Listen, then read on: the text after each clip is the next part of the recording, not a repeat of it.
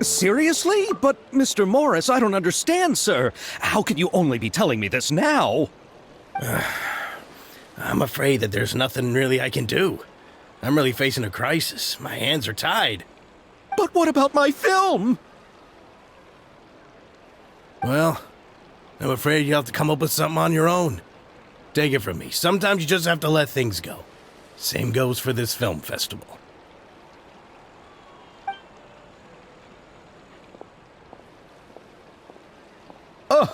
Oh. Hey, isn't that Xavier? So he's back in Fontaine now. Xavier! Oh, why, if it isn't the dear Traveler and Paimon. I really didn't expect to bump into you here at this time. Well, I was doing just fine until I received some terrible news just now.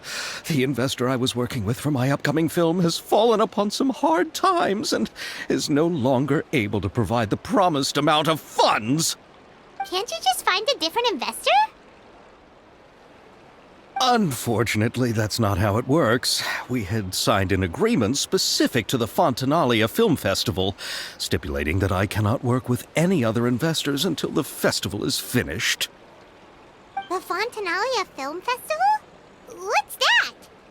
Oh, is this your first time participating in Fontaine's Fontinalia Film Festival? Then allow me to fill you in. The Fontinalia Festival was established to commemorate the legendary Loch Knights, who went on a quest to search for the Oceanids, and eventually welcomed the Hydro Archonigeria. The holiday is deeply connected to the founding of Fontaine, as well as its unique laws and trials. It's one of the most important festivals for this nation. But what's with that weird expression on your face? It's like you're trying really hard to remember something. I was just trying to recall the exact description from the books, in order to avoid any unnecessary arguments over semantics. I usually try to recite things straight from the source. Well, either way, Paimon thinks she gets it now. It's just like the Windbloom Festival in Mondstadt, and the Lantern Rite in Lille. Yes, those are festivals of a similar variety. Who doesn't like a good festival? And just like those of other nations, Fontaine will hold a plethora of events around this time each year. To commemorate the Loch Knights, people will imitate them by putting on special costumes, raising golden cups, and going door to door asking for pure water. But a few years ago, Lady Farina started to find the whole idea a little drab, and so decided to change the part about pure water to sweets. That really doesn't surprise Paimon at all. The whole thing seems more akin to a carnival now, and it's quite popular among the kids. Every year you can hear a bunch of them saying, "Trial or treat." Oh, that sounds pretty fun. But how does that connect back to the film festival you mentioned? Yes, it appears I've strayed off topic. I just got too excited after seeing you. Let me get back to the point. The Fontinalia Film Festival is an event proposed by the Fontaine Film Association this year. Now that film technology has matured as a medium, it's the perfect time to introduce more people to the art form. During this time, people may submit films to be evaluated, and the entry with the highest score will be given the Farina Award by the association. The what award? The Farina Award. You know, after the Hydro Archon. They coined it while Lady Farina was still in power, but even though things have changed, no one has made any motion to update the name. Perhaps everyone still thinks of it as a pretty appropriate name. Even though she isn't the Hydro Archon any longer, Lady Farina is still Fontaine's superstar. Anyone with eyes can see the way she shines on the stage. Huh. Alright. Guess the name does work pretty well when you put it that way. Oh, but who would have guessed there'd be an issue with the funding? How will I ever explain this to Miss Chiori? Not to say all the other actors who traveled all the way here from Inazuma. Chiori? Sounds familiar. Or Where have we heard that name before? Yes, that's her. I asked her to oversee the event's art direction, including the design of the actors' costumes and appearances. Oh, Paimon remembers now! Navia said that her clothes were designed by Chiori, and Kirara's outfit too! How to describe her? Well, she tends to be pretty direct and can be very forceful when it comes to dealing with people. The fashion world in Fontaine has dubbed her the Thundering Seamstress. Her remarkable designs have led many Fontainians to become very interested in Inazuma. Anyway, Chiori is acquainted with all the actors I've invited from Inazuma. Without her help, I don't think I would have been able to get such an international cast for the film. She really is a kind soul. Who are the actors from Inazuma? Do we know them? Why don't the two of you accompany me to the Aquabus station to welcome them? Judging from the time, the Aquabus should be arriving shortly. Chiori will be waiting to meet me there as well.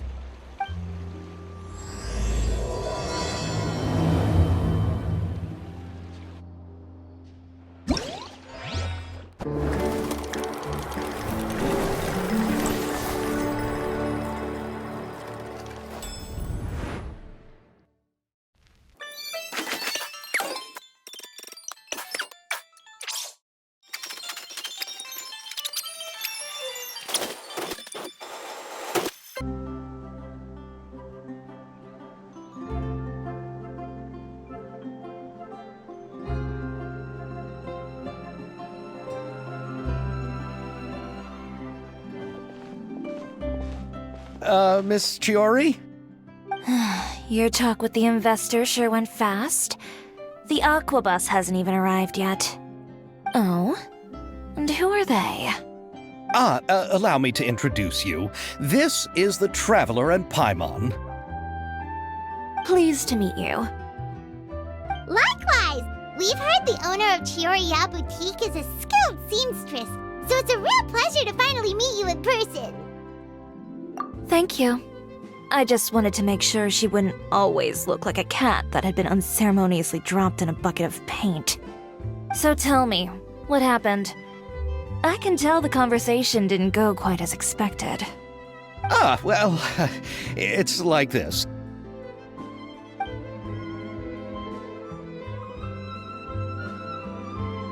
Ugh. I know, Chiori, you don't have to say it. You did remind me that this investor was a little bit sketchy. Yes, there's no doubt about that. But how could I pass it up? He offered me twice as much as the others. And therein lies the problem. Yes, but just put yourself in my shoes. After obtaining such an excellent script, it's only natural that I would want to make the most of the film. The budgets that the others had proposed were nowhere near enough. It's difficult to find someone willing to front such a large amount of mora, so... Don't be sad, Xavier. We might be able to help scrounge up some more together for you. Oh, thank you, Paimon. That means a lot to me. But the cost of the film is staggering. I'm afraid that any mora we can scrounge together in a short amount of time won't even be able to cover the actors' fees. We need to move on. What's happened has already happened, and there's no changing it. But now's not the time to give up. What? You're saying that you have a plan? No, that's not what I mean. I'm simply saying I wouldn't give up just yet. The actors I recommended aren't just after Mora after all.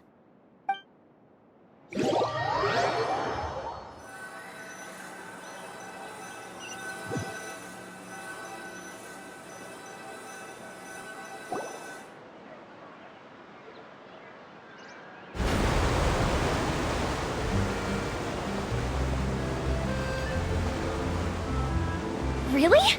Then where do you live? We Melusines live in Mercy Village. The only way to enter is from underwater. Oh, you must be pretty tired after work every day, right? I mean, you have to swim all that way just to go home. We are so thoughtful. But some Melusines choose to live in the court of Fontaine because it's so much more convenient. This is our stop. Oh, we've arrived. But I haven't even finished to chatting with Aval yet. I also enjoyed Aval's introductions to Fontaine along the way. Everything you described was so clear and detailed that we can't help but want to hear more. Thank you so much. I'm usually working here on this aqua bus, so I hope I'll have the chance to see you again. There are still many more places I'd like to introduce to you.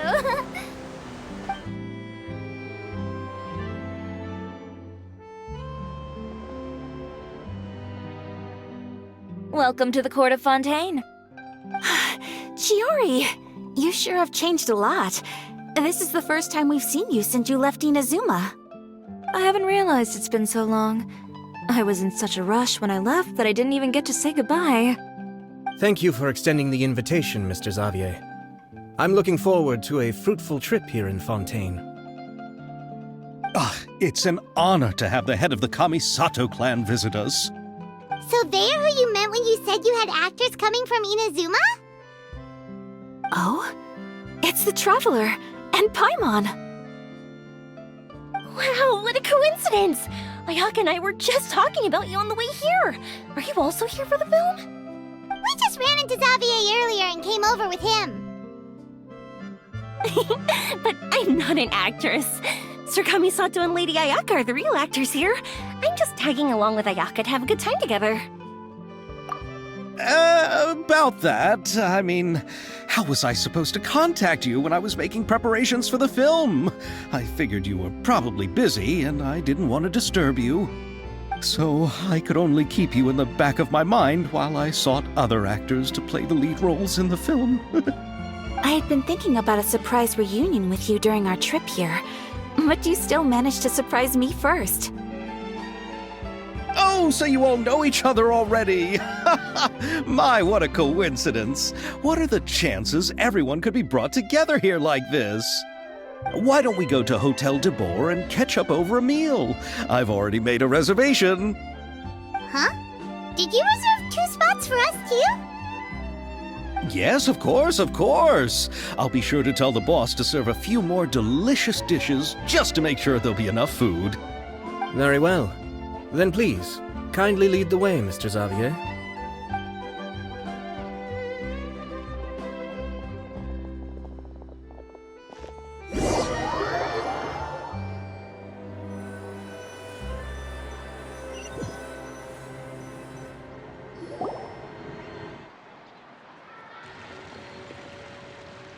Wow, the buildings in Fontaine are so tall. Just look at how big they are. And there's the fountain that Aval mentioned earlier. It really is a magnificent sight. And look at that huge spinning sphere. Where does it get its power? Wait a sec! Could it be one of those clockwork mecha we've heard so much about?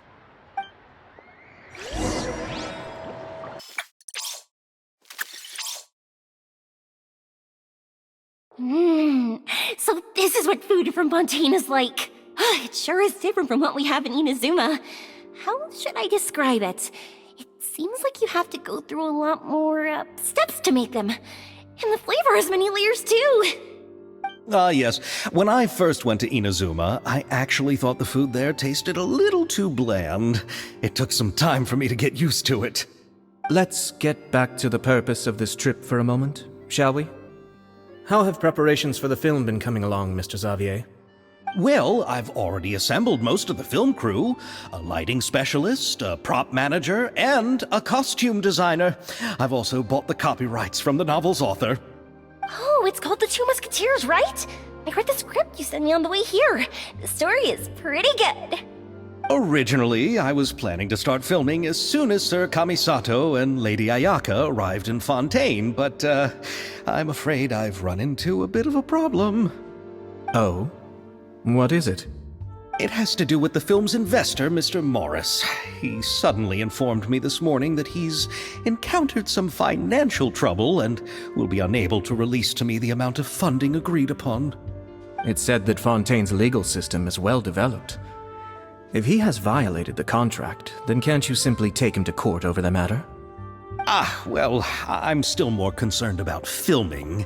Even if I were to take him to court, I'm afraid it would take months before the case could even be heard. Then, Is there a way we could raise funds ourselves to solve the problem? I've considered that option too, but unfortunately, it's difficult to gather such a large amount of Mora on such short notice. Besides, we have to consider the film festival's submission deadline. Mr. Xavier, if Ayaka and I were willing to perform for free, would that resolve the problem you are currently facing? What? No, out of the question. To have you come all this way just to act for free? Oh, no, that won't do.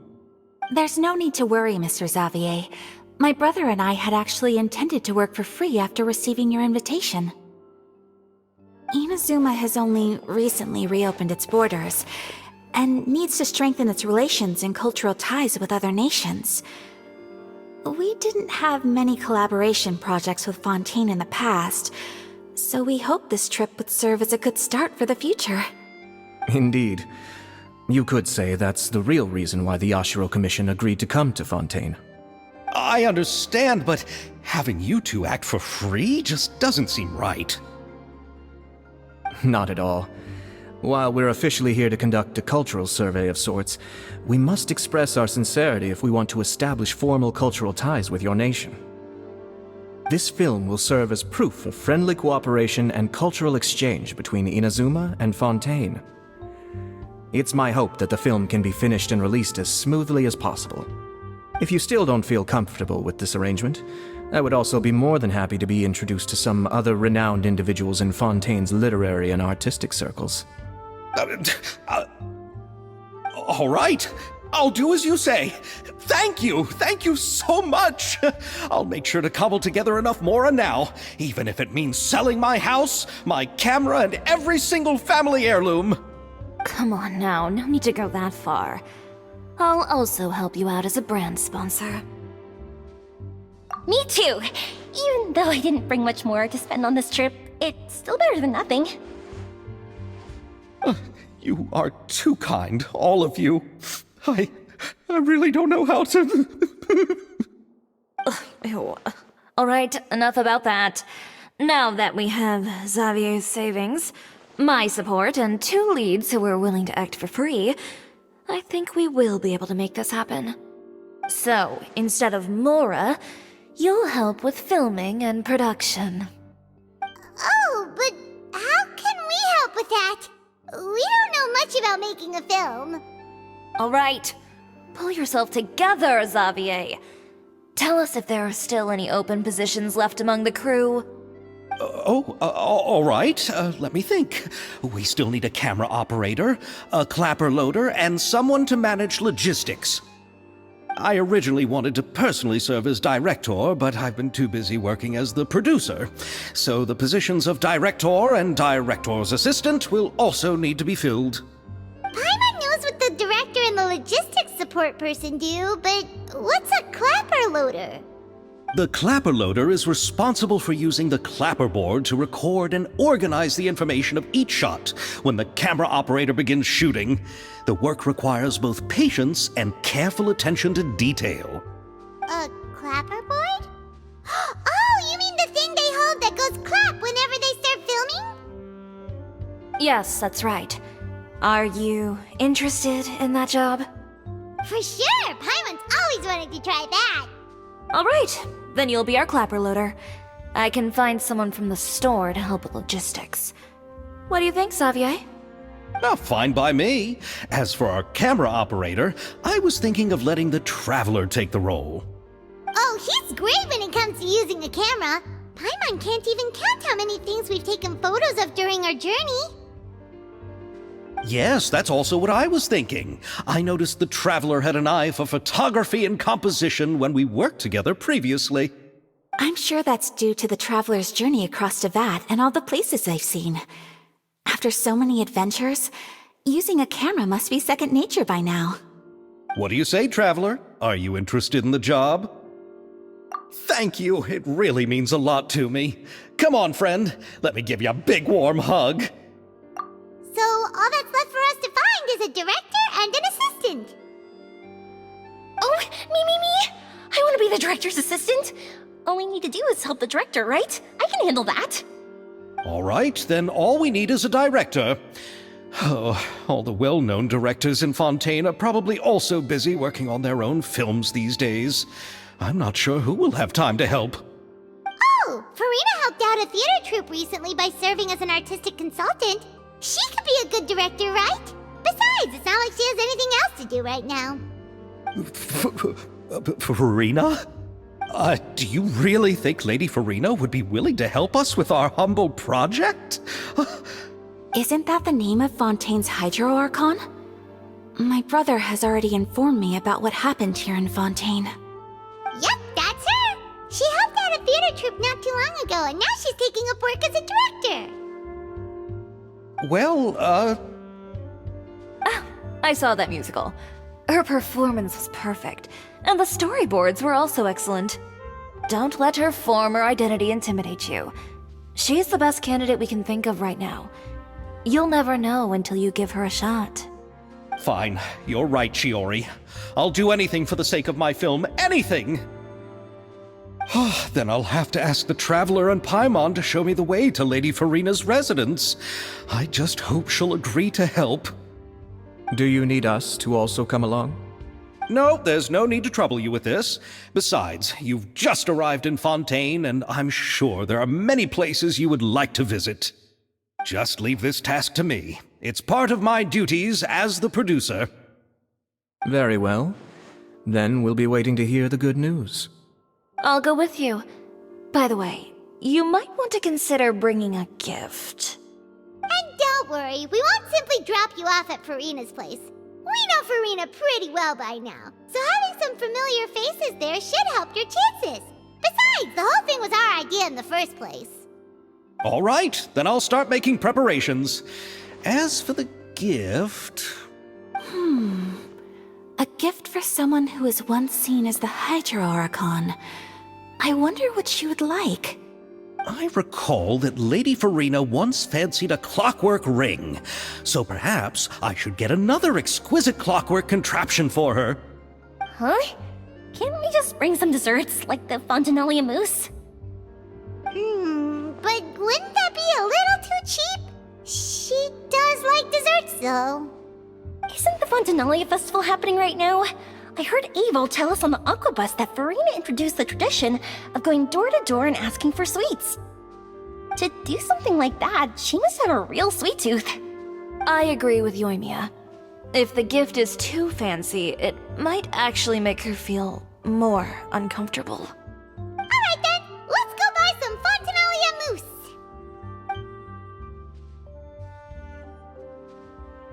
But will that really be enough? We'll be asking her to do a lot of work, you know.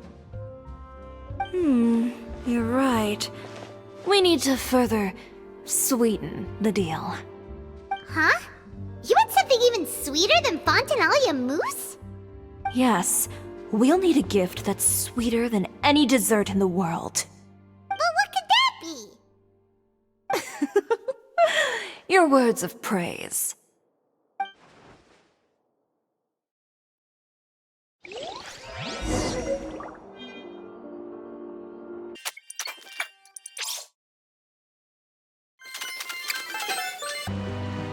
We're here! This is where Farina lives. Okay, I'll go knock on the door.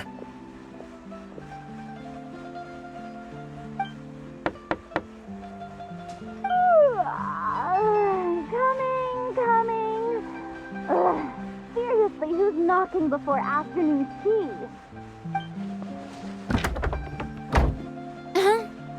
Who are you? Lady Farina, please allow me to introduce myself. I am Xavier, a film director. Hello. Oh, is that the Traveler and Paimon I see behind you? And who's this? I'm Chiori. Ah, the one from Chioria Boutique. Hello. So, what are you all doing here? Do you need something? Did you just get up, Farina? It's already past noon, you know. Huh? Paimon means the weather is so nice in the afternoon and the sun is so warm. Just like how you make us feel. Sleeping in late is a really smart idea. No. I was just up late last night reading some novels. What does sleeping in have to do with the weather? This is a small gift we've prepared for you, Lady Farina. We hope you like it. No need to be so formal. I'm just a regular person like everyone else now. Oh, is this Fontinalia mousse? It's one of my favorites. That's great! So, actually, there's something we need your help with. Given your renowned passion and understanding of drama, I would like to ask that you serve as the director of our film crew. Oh, but didn't you just say that you're a director? Yes, but for this particular project, I'm mainly working as a producer. Besides, I'm sure that your understanding of the performing arts far surpasses my own, Lady Farina. Are the Traveler and Paimon also part of the film crew? Yep, we sure are. Paimon's the clapper loader and he's the camera operator. Camera operator? That can be a pretty technical job, and it directly affects the final quality of the film. Are you really up to it? No, I'm not questioning your abilities. It's just that I've never really seen you use a camera before. Maybe you can come up with a test for the Traveler and see for yourself. If he can satisfy you with his camera skills, then you'd have nothing to worry about and can join the team. What do you say? You sure are getting better at rolling with the situation, Paimon. Oh, I do wish to see how skilled the Traveler really is with a camera. All right, how about this? We'll work with what we have. I'll give you some scenarios and see if your work is up to my standards. Very good. It's essential for the camera operator to understand the director's vision. I'll make my decision after seeing your work. Are you ready? I have high standards, you know. Okay, grab the camera and I'll give you a scenario.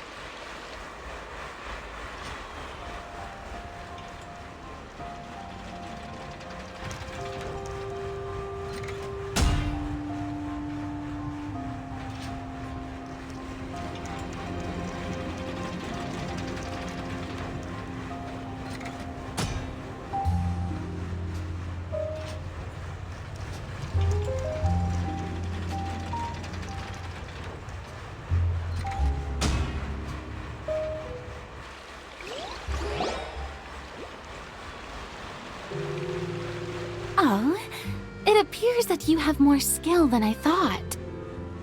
All the shots had a great composition, and I could really feel a connection to the characters and their lines. Yeah! Does that mean you agree to be our director, Farina? Did you think I would agree just like that? After our performance of The Little Oceanid, I've begun to make a name for myself again, you know. In fact, I've already had several troops approach me for the Fontinalia Film Festival. Unfortunately, the scripts were all pretty boring and didn't pique my interest. If others were to find out I agreed to work with you so easily, then, well... Hey, but didn't we have a deal? What else do we need to do to convince you, Farina? Well, what about the pay? Huh? You know how much you're willing to pay me to be the director. The pay is also an important factor for me to consider, you know. Well, I can offer you this much? What? That's all? If Nervilat were to hear of this, he could charge you with underpaying your labor. I'm sorry, but our crew is in a tight financial spot at the moment. I see. Well, even though it's highly unlikely now that I'll join your crew, there's still something I'd like to ask. Exactly what film are you planning to make? Oh, our script is an adaptation of the Two Musketeers. Huh? Wait, you mean the suspense thriller novel that was a #1 bestseller? Oh, so Farina's read it too. Of course I read it. I've always had a keen interest in artistic works that strike a chord with the populace. I see. It all makes sense now. You must have used most of the budget to pay for the copyright. Not really. The novel's author transferred the copyright to me practically for free once he heard that I wanted to make a film adaptation of the story. The lack of budget is due to another issue. He probably just wants to get his name out there. So, Mora isn't the most important thing to him right now. It reminds me of a delivery courier who wears one of my designs while traveling all across Teyvat. I didn't charge her much for the outfit either. The exposure she provides for my brand is well worth it. So, are you a big fan of this story, Farina? Well, it's alright. The pacing of the story is good, but the character relationships could use some work. When I was reading it before, I always felt like some things were left on a rather unsatisfactory note. I have high standards, you know. Ahem, Mr. Xavier, if, hypothetically speaking, I agree to be the director, how much freedom would I have in terms of script revisions and creative interpretation? Oh, as much freedom as you would need. I wouldn't dare doubt the tastes of Fontaine's greatest star. Good. Then I'm free to alter the script as I see fit. Absolutely, no problem. All right. It seems that your crew really can't go on without my care and direction. So, you agree? Yes, I agree. Although the pay is well below what someone of my caliber deserves, a great script calls for a great director. I mustn't let a perfectly good story be ruined due to lack of funds. If you have fine cheese and bread, you wouldn't just let it sit on the counter and get moldy just because you lack an oven, right? Oh, Hydro Archon above! I'm not dreaming, am I? Somebody pinch me. There's no more Hydro Archon, you know. And it's still a little early to celebrate. There's a lot that goes into shooting a film. Although the trickiest tasks of finalizing the script and casting the actors have already been taken care of, we'll still need to reserve filming locations. Not to say set up lighting and props. And by the way, since we'll be filming the Two Musketeers, we'll need to find an action choreographer. Ideally, a professional who has actual experience with muskets. Yes, I've thought about this as well. I was hoping that you might know someone who could handle the job. Me? If this was before, I could have simply asked Glorand. But it's already been some time since I last talked to her. Navia can also use firearms, but unfortunately, her style is quite different from that of the characters in the story. Could we ask the Special Security and Surveillance Patrol? Oh, you mean the Special Patrol's Musketeers? Yes, that's right. They work with muskets every day. I can't think of anyone more qualified than them. They would be under Nervilet's jurisdiction. Unfortunately, don't have any connection with them at all.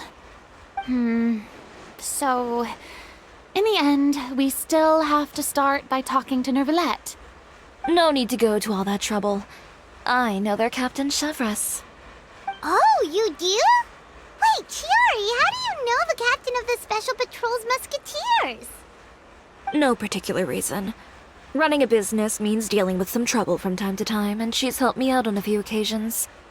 In return, I've helped her handle a few situations in which the Special Patrol couldn't get involved directly. So, we've gotten to know each other over time. So you're saying there's been times when the Special Patrol needed a fashion designer to handle a situation? Your work is becoming more and more mysterious. It'd be best to keep it that way. Anyway, enough about that. What do you all think about asking the captain to be our musket action choreographer? She sounds professional enough. She is a captain, after all. I have no objections. But I imagine the Special Security and Surveillance Patrol must be busy with their duties. Do you think she'd really have time to help with shooting a film? And then there's the issue of pay. Well, it just so happens that she's also not the kind of person that's just after Mora. As for whether she has time, I'll have to go and ask her first. Then I'll leave that to you. Macaroni's on sale today, so I've got to go. You can just tell me how things went when we discuss tomorrow's plan later. No problem. Having Farina join feels like a big boost to our team! Of course. Just wait until the day of our premiere. You'll witness the true power of my name in these lands. You'll be so glad I agreed to help. I can guarantee that even the standing tickets will be sold out. I'll be sure to ask some people I know to see if they'd be willing to act as extras. Seems like you're finally getting more comfortable with your own reputation now. I didn't ask for the Clapper Loader's commentary, Paimon. Then let's get going. I happen to know where Chevres is today. By the way, I'm curious. If my pay is so low, then what about our two lead actors? Didn't they travel here all the way from Inazuma? Actually, they told us that they see the trip as part of a cultural exchange, so they didn't ask for any pay. What? So is every person in Tevat who doesn't want money gathered here to shoot this film? Don't tell me Chiori isn't being paid either. I already knew Xavier from before, and he's also agreed to give my brand some good exposure. It seems the gods have really smiled upon you, Xavier. And that certainly doesn't include me, mind you.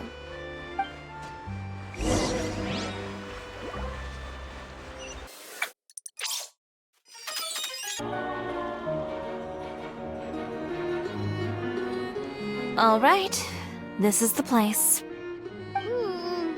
But where's the captain? There's hardly anyone around here. She's over there. The one with an eye patch reading in front of the newsstand. Oh, her! Paimon could tell there was something different about her. She seems kinda intimidating. Please wait here for a moment. I'll go fetch her. She's working now, so you might not want to get in her way.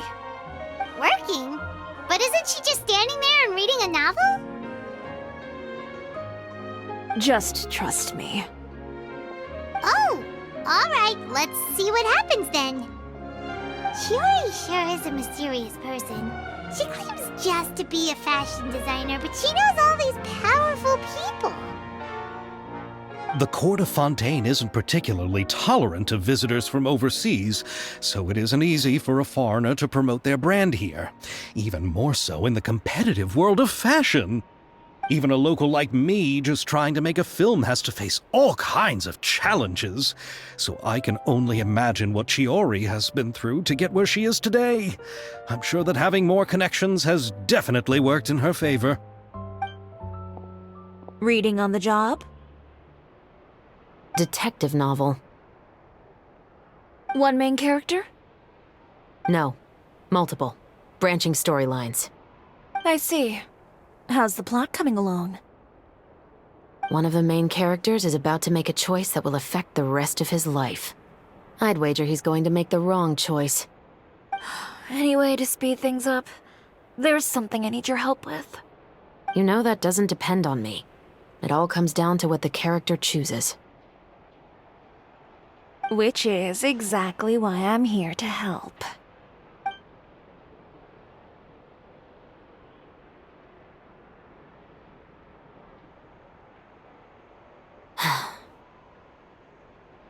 All right. It appears he made the wrong choice in the end. Halt! Huh? What's going on? Hand over whatever you're holding. Oh, it's just a book. I didn't buy anything else. Then I'm sure you wouldn't mind letting me have a look. Excuse me, officer. I don't mind you standing around here, not purchasing anything, but I'd prefer if you didn't disturb my customers. It's bad for business, you know. Don't give me that act. You won't be able to get off so easily either. I am Chevras, captain of Fontaine's Special Security and Surveillance Patrol. I will say this one last time. Hand over whatever you're holding at once. And before you do anything unwise, let me remind you that I'll have you on the ground before you can even think about making a run for it. All right. I'll give it to you. But please let me say something first. If there's any contraband in that book, then the shopkeeper here is the one who slipped it in. I don't have anything to do with this.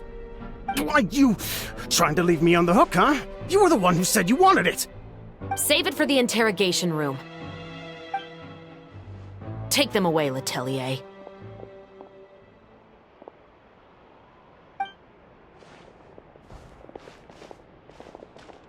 What's going on here? 1 second you're reading a book and the next you're escorting people away!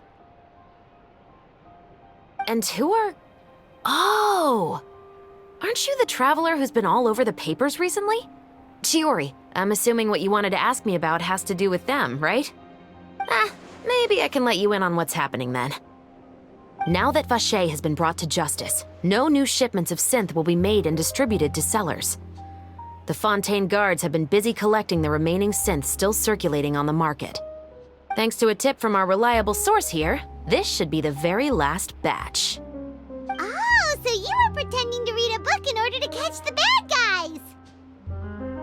Oh, Paimon almost forgot to introduce ourselves. Paimon is Paimon, and this is the Traveler and Xavier! Hey, I'm Chevras. You probably already heard me introduce myself, so I won't bother repeating it. Yeah, why didn't you make a move as soon as you had the chance? Were you worried that my intel wasn't accurate? No, I wanted to see if the shopkeeper would turn himself in first. All he had to do was come up to me and say that he didn't know where the synth had come from. If he did that, then I wouldn't have had to press charges on him. He had the whole day to turn the synth over to Chevras. But instead, the moment I came up and blocked Chevras' line of sight, he took the opportunity to sell it off. Yep, he made the wrong choice, even though the right choice was right there in front of him. But you knew they wouldn't make the right choice. Yeah, I knew. I was just hoping I'd be wrong for once. Enough about that, though. What did you want to ask me about? Oh, you see, it's like this.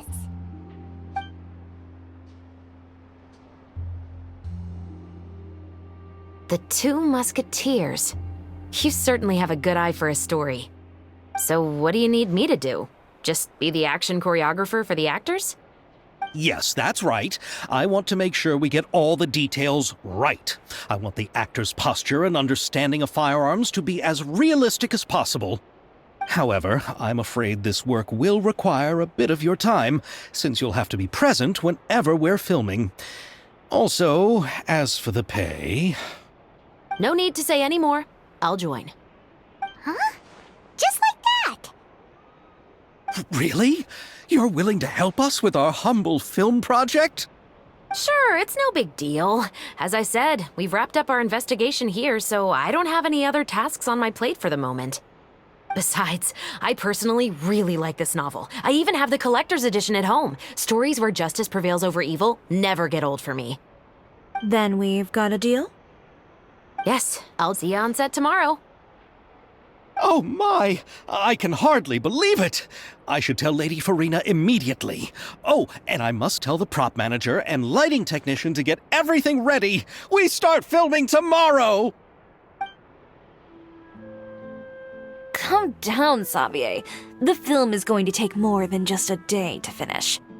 Still, I should also head back now and start preparing the actors' costumes and makeup. Alright, guess that's it for today then. Traveler, Paimon, please stay for a moment. I have something to tell you. Then I'll take Xavier back. Poor thing. He's so excited that he can't even walk straight anymore. I don't want to spend our first day fishing our producer out of the fountain. Yep, see you tomorrow.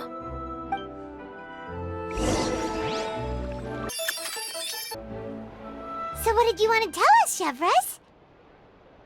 Have you read The Two Musketeers? The story is about a pair of children born into the household of a baron and their struggle to survive together and take revenge for their mother. They were raised at the baron's estate, where their mother worked as a maid. The two were illegitimate children that the baron had with the maid, so they were never treated well by anyone. One day, upon returning home, they found their mother had been murdered and left dead on the floor. It was quite evident that the culprits were the other members of the baron's household, who never had any kind words to say to them. However, the baron was able to exert his influence and keep the whole thing under wraps.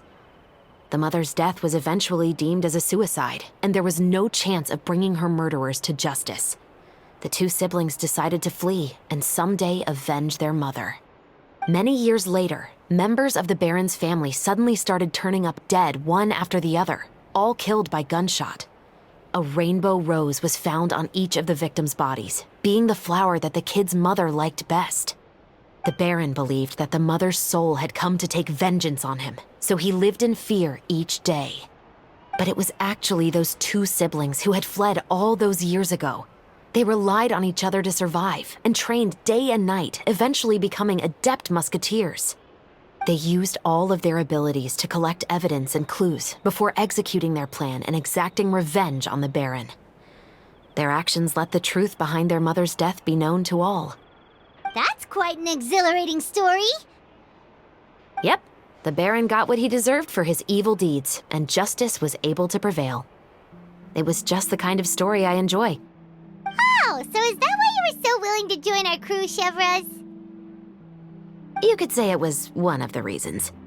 Oh, you mean there were other reasons too? I've read the reports about you. Whether it was at the trials or when you lent your hand to resolve our nation's crisis, you've shown that you've got a strong sense of justice, as well as a great mind for deductions. Yes, you're as sharp as I expected. It seems you've experienced many similar situations before. There's been a recent murder case involving Muskets. The perpetrator's methods appear to be very similar to what is described in the novel. Huh, really? But Paimon didn't see anything about that in today's papers. The Marechaussee Phantom hasn't yet released any information to the public because the investigation is currently at a standstill. The murderer is extremely cautious. A murder involving firearms? But not that many people use those in Fontaine, right? Impossible. We perform a routine inspection of our firearms and ammo reserves every day. If one of the weapons had been fired, it would stick out like a sore thumb. Besides, I trust the members of my platoon. However... Well, that's all I can disclose about the case today. Huh? What do you mean? I hope you all can go back and get some shut-eye. You can decide tomorrow whether or not you'd like to join the investigation with me. I'm aware this might not be the ideal time to add more to your plate, but the more capable people we have, the better the chances that justice will prevail. Carrying out investigations isn't actually supposed to be our responsibility. Our job is to apprehend the perpetrators. Finding them is really up to the Marechaussee Phantom. You could say I'm taking part in the investigation out of personal interest. I don't want people to see Muskets in a negative way, and also, I'm concerned about the similarity between the crimes and the story. You mean they might be connected somehow? I suspect so. Just to make myself clear, this is not an order, nor is it a deal of any kind. It's a request, nothing more. If you two have any interest in the case after we finish filming tomorrow and are willing to assist me, then I would be most grateful. What do you think, Traveler? Yeah, you're right. Paimon's getting a little tired, too. We've really been hustling all day. You'd better head back and get some rest. It's good to keep a calm mind, especially when you're about to make an important decision. Otherwise, when the moment comes, you might end up like that shopkeeper and not even realize that the right choice is right there in front of you.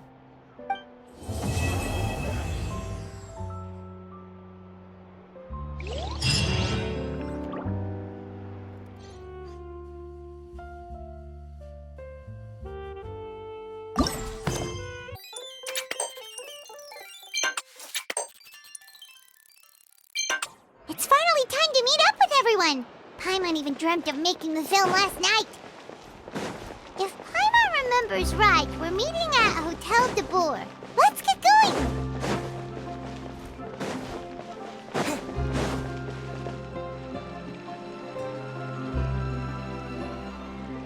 Ayaka! Yoimiya! You're already here! Good morning.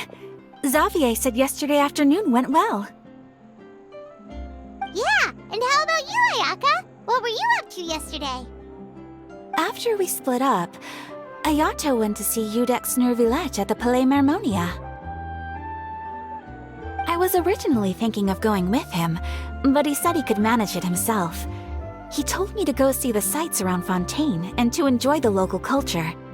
So I rode the aquabus with Yoimiya and visited the Opera House on Aranias Island. Yeah, you wouldn't believe what we saw there! 2 mechanical puppets that were dancing together! You've already seen them, right? Yeah, those two! Amazing, aren't they? We sat and watched for quite a while. It was mesmerizing, like we could keep watching them forever. Oh, it was the same for us the first time we saw them, too! Afterwards, we went swimming at the beach! Well, diving, to be exact. It was the first time I ever breathed underwater! I held Ayaka's hand and we counted down together. 3, 2, 1, and then splash! We were beneath the waves.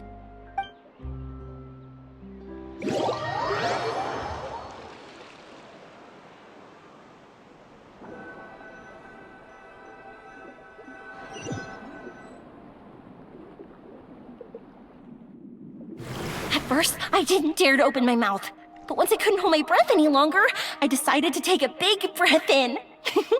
Turns out the water wasn't as salty as I imagined. It didn't really taste like anything at all. Before I knew it, I was breathing like normal down there. It was an amazing feeling. Ayaka said I was too nervous and needed to loosen my grip. She got used to everything way faster than I did. I knew that the Traveler could do it, so I had no doubt we could do it too.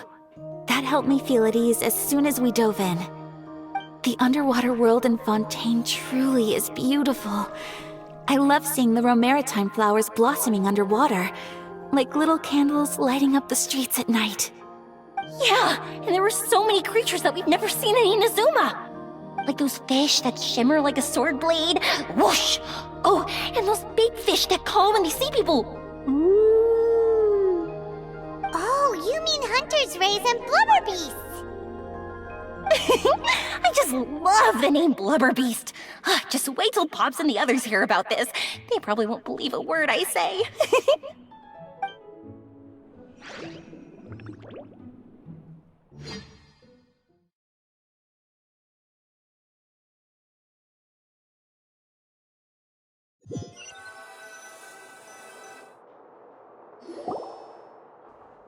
Yoimiya was down there for quite a while. It was dark before we finally rode the aquabus back to the city. I figured she'd want to sleep in today. Yeah, even I was worried that I wouldn't be able to get up. I still felt like I was drifting in the waves when I went to sleep last night. But as soon as I woke up today, I remembered that we'd all be shooting a film together, and I was ready to go. Speaking of the film, where's everybody else? My brother and Xavier were speaking to the restaurant owner about using the place as a filming location. They should be here soon. As for the others, We're here. Please excuse my tardiness. I just finished the Special Patrol's 6-mile morning jog. Wait, 6 miles?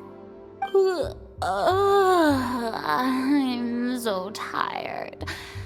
I heard you all chatting, so I decided to come down. I sure could use some of that endless energy everyone else has. good morning, everyone. Morning. Can someone fetch me a cup of coffee? More milk, hold the sugar. Sure, I'd be happy to do that for you. No, you can't go anywhere. Please, have a seat over here so I can get started on your makeup. The last thing I want is coffee stains on my costumes. I can get the coffee. It's the perfect job for an assistant.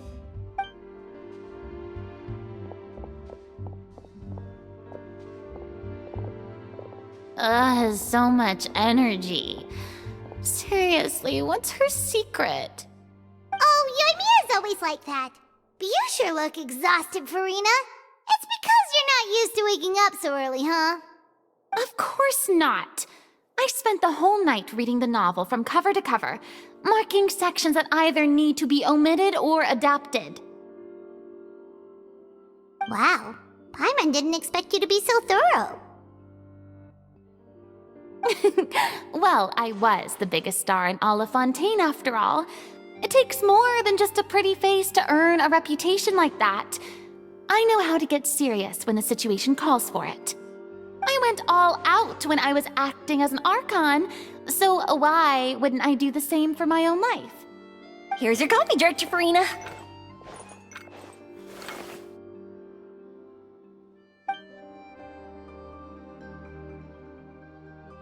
Oh, thank you. The sound of being called director and the aroma of coffee feels almost as refreshing as hearing the birds chirping in the morning. Ah, it seems everyone has managed to arrive on time. We've reached an agreement with the restaurant owner. We are free to use the second floor to shoot our film. Really? That's great! He is really looking forward to our film, and hopes that providing his restaurant as a filming location will attract more customers. Well then, Mr. Xavier, I'll leave the rest to you. Okay, thanks. First, I'd like to introduce our new members. This is our prop manager, Veronique. She'll be in charge of all the film's props and items. And this is Bonneau, our lighting technician. He'll be in charge of lighting and illumination to set up each scene's atmosphere. Wow, sure feels like we have some real professionals joining the crew now. First of all, please allow me to first express my sincerest gratitude to everyone in the crew. When my investor informed me yesterday that he wouldn't be able to provide the funds, I really thought that this was the nail in the coffin for this film. I had no idea that I'd find so many people willing to help me on such short notice. Thank you. Thank you all from the bottom of my heart. No need to be so cordial, Mr. Xavier. We're all honored to be a part of this.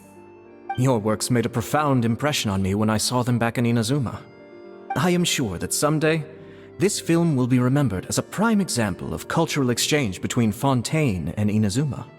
Yes, the story is the reason I agreed to join.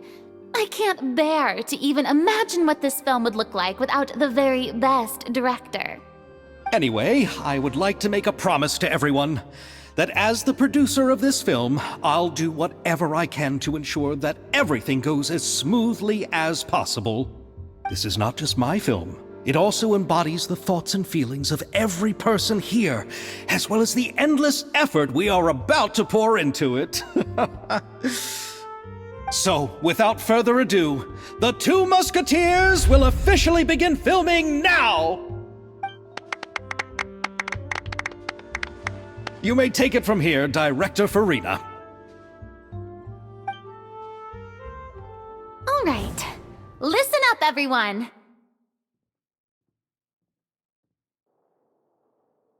The first scene takes place when the two young musketeers are living at the Baron's home, still unaware of all that is about to happen to them.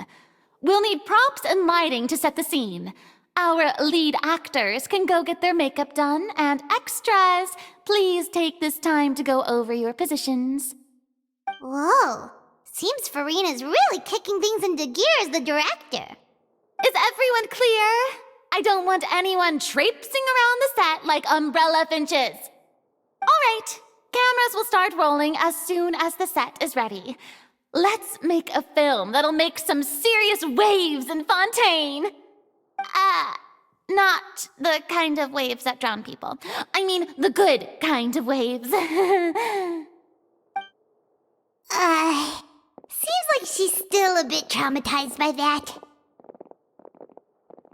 Anyway, let's go see if there's anything we can do to help.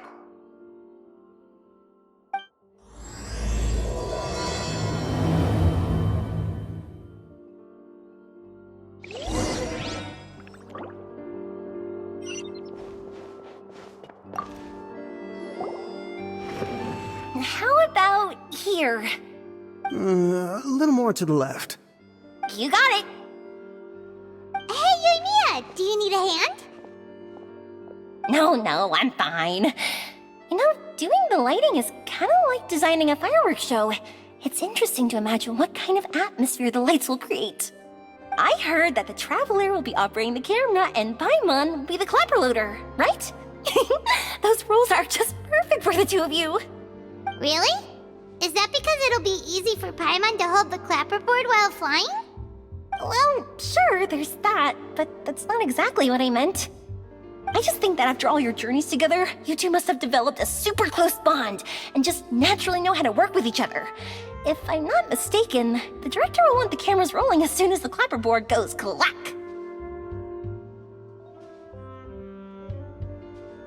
Oh, I see! It's amazing to see the magic behind filmmaking. Yoimiya, we need lights over there, too. Oh, on it! I've got to get back to work. Chat with you later.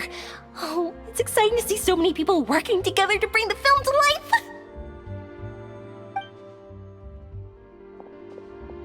Seems like Yoimiya's really getting into it. But she was right. We do have a super close bond, don't we? Paimon's really happy to hear that.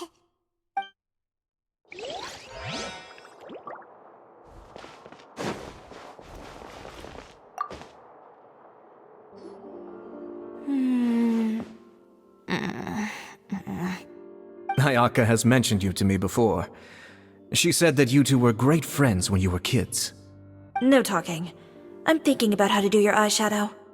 Ah, yes. To help me really look the part. To achieve a more young and naive look for this scene. Are you saying the wrinkles around my eyes are too deep?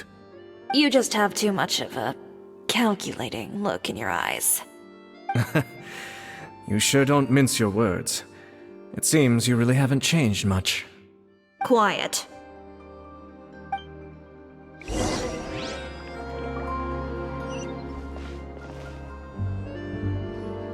So, this is a real musket?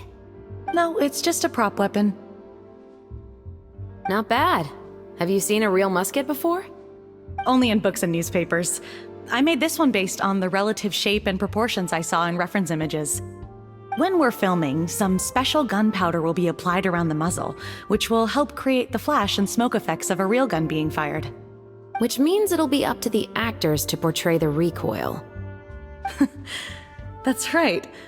The sound effects for gunshots will also be added in post-production. Thank you, Veronique. I think I know where to start now. However, the musket's gears and firing pin could still use some work. Adding some wear on the metallic components will make them appear more realistic. Also, be sure to rub the muskets with some oil each time before we start shooting. That'll give the impression that the firearms have been well maintained. Good point. You seem to know a lot, Miss Chevres. I assume you use these types of firearms on a regular basis? Yes, I perform routine maintenance on my weapons every day. Just like we as people need to eat and sleep, muskets need to be cleaned and maintained. I also perform similar care for my sword every day, and familiarize myself with its shape and weight, to the point where it feels like a natural extension of my body. Yes. This way, our weapons will never betray us in the heat of battle. Yes, well said. It seems we have the same philosophy on this topic. Oh, sounds like they found a common interest to talk about. Though these props differ from the muskets I use, I can still give you some pointers. Good. I look forward to your instruction. First and foremost, never point the weapon at anyone, regardless of whether it's a real or prop weapon or whether you're holding it or it's on the table. This holds for any time when you're not actively engaging an enemy. Okay, understood. When aiming the musket, extend your arm so that it's level with your shoulder, and use your eye to look down the weapon's sights. Like this? Not bad. Now, try saying your lines. This is the end of the road for you. Good. Now turn your body a little. That way, you'll give your enemy less of a target to work with. And relax your shoulders. Here, allow me to demonstrate. This is the end of the road for you. Huh. Excuse me, Miss Chiori. Director Farina, there's something I wish to discuss with you. Oh? What is it? Like this? Yes, much better. What do you think? I do see your point. But are you sure you wish to do this? I believe it would be most fitting. Well, if you insist. All right, I understand. Miss Ayaka, Miss Chevres, could the two of you please come over here? Huh? What's going on? Are we gonna start filming now? Let's go see.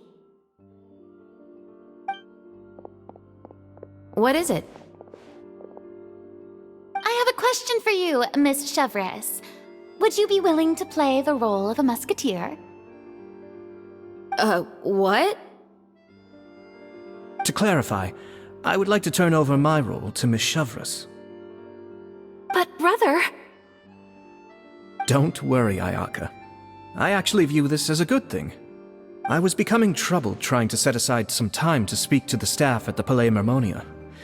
I would like to have some conversations about the cultural exchange between our two countries, and I've heard that the bureaucratic process here can get rather complicated. Now, I will be able to focus on my work. Besides, you also know that I'm not really one for public performances. Are you really sure? From a director's point of view, I also felt like the relationship between the two musketeers in the original story could be improved. The older brother in the story plays the lead role with his overbearing character, but this causes his character to overshadow that of his sister, and the theme of the two supporting and relying on each other isn't conveyed very well. But if we were to change the siblings to two sisters of a similar age, then that aspect of the story might come through more clearly. Also, I've seen you instructing Ayaka. That cold and dignified personality is exactly what we need for the older musketeer. Of course, even with all these insights, the decision should still be made by Miss Chevres. Chevres mentioned that she really likes the story, right? Paimon bets that she'll take the role. All right, I'll take the role. Good. It's decided then. I'll get started on making edits to the script. We'll also need to make some immediate adjustments to the lighting, props, and costumes. I have a feeling that our adaptation will be even better than the original story. You're doing a great favor for me, Miss Chevres. You have my gratitude. Don't mention it. I like this character, so if anything, I should be the one thanking you. Well, since my brother is the one who brought up the idea, I suppose there's no need to worry. Let's go, Miss Chevres. I look forward to working with you. Please, just call me Chevres.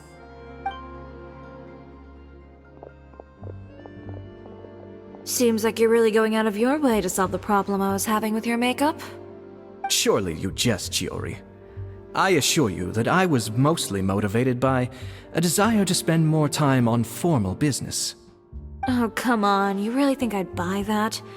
According to what I've heard from Ayaka, her brother is someone who can juggle 10 different matters at the same time. I'm sure you have other reasons for backing out. Perhaps.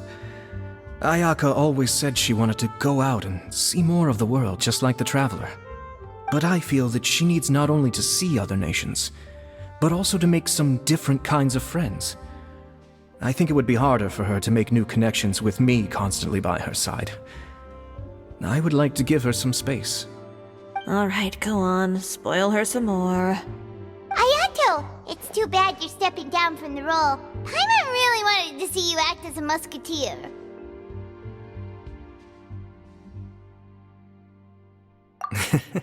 No need to poke fun at me. I'd wager that you also felt that I wasn't the best candidate for the role. It's a little hard for Paimon to imagine you saying those lines. Yes, I've made an appointment to meet some people from the Palais Mermonia. Now, I will have some more time to prepare. Traveler, get the camera ready. Paimon, get the clapperboard. Actors, to your positions. We're about to start shooting the first scene. Go on now. And please take good care of Ayaka. Yep, don't worry. Thank you. I look forward to seeing the film when it's finished.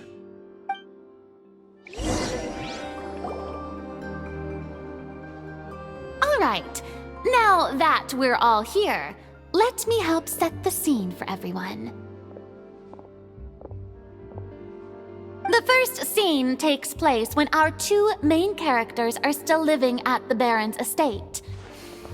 They've been ostracized and verbally abused by others in the household, but they still have no idea why. We want to capture how naive and innocent they are despite their pain. Chevris will be playing the role of the older sister, Tulip, and Ayaka will be the younger sister, Iris. Be sure to get close-ups of the main characters at the right moment. Silence on the set! Lights! Camera! Action! Let's go! Tulip, Mother's been out for quite a while now. Perhaps she went to pick some flowers on the way home. You know how she loves flowers. Iris, Tulip, I'm home. Mother! You were out for so long, we were beginning to worry about you. I'm sorry, but I'm back now, safe and sound. Here, I brought your favorite treat, apple turnovers. Mother, what are those bruises on your hand? Huh? What bruises? Oh, I must have bumped into something while I was working yesterday. But I didn't notice them this morning. Then perhaps they're from when I accidentally tripped when I was out just now. By the way, did you have fun playing at home? What's the matter, Iris? Well, we've realized that no one really wants to play with us. They even took Iris's doll and spat at us.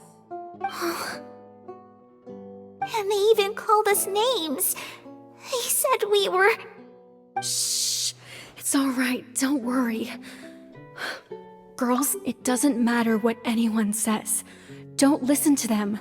No one can define you with such words. You both have wonderful lives ahead of you. Just like your names. You will both blossom like beautiful flowers. Maybe your time to blossom hasn't quite come yet, but one day, you two will bloom more beautifully than anything else. Don't let the soil you're in now ruin your future beauty.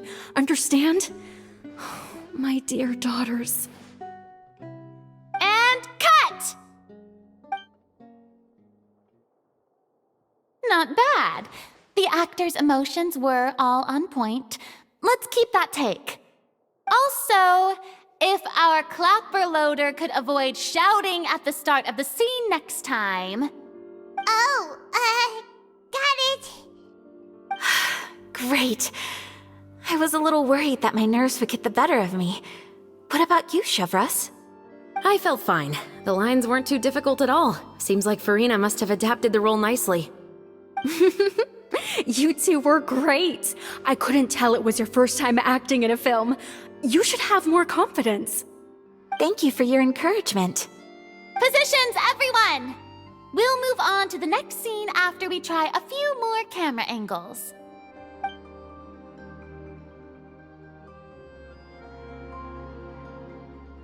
This scene is when our two characters return home, only to discover their mother has been murdered. Ready? Lights! Camera! Action!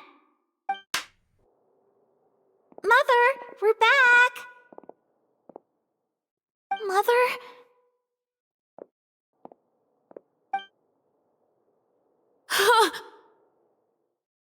What's wrong, Tulip? Iris, stay away! Huh? Why? What's... Mother! Mother... She's...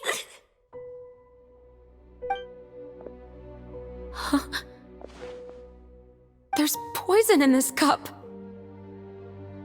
Huh? I could have sworn I've seen this kind of cup before. Those aristocrats. They didn't even try to cover up their actions.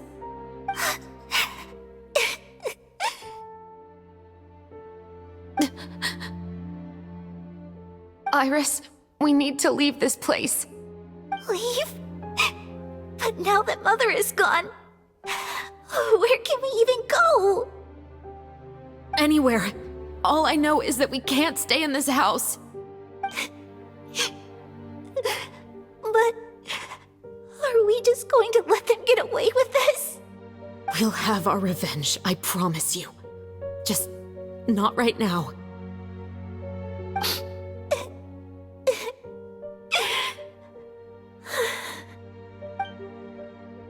Come on, let's go.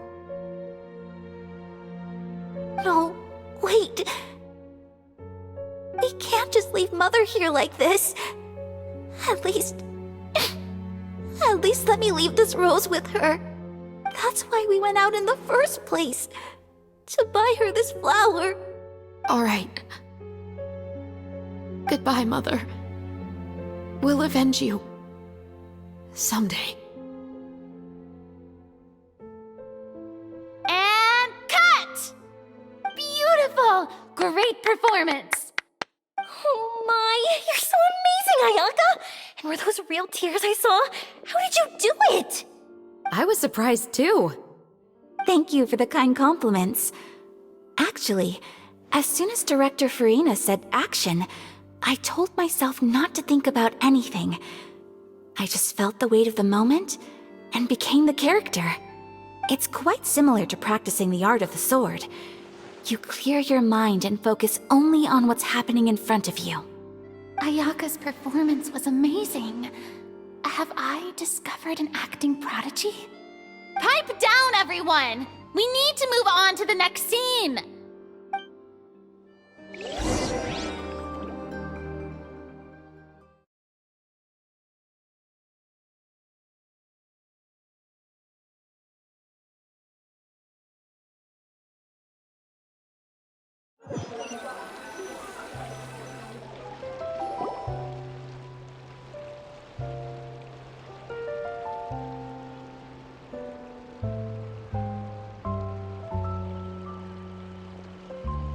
Huh?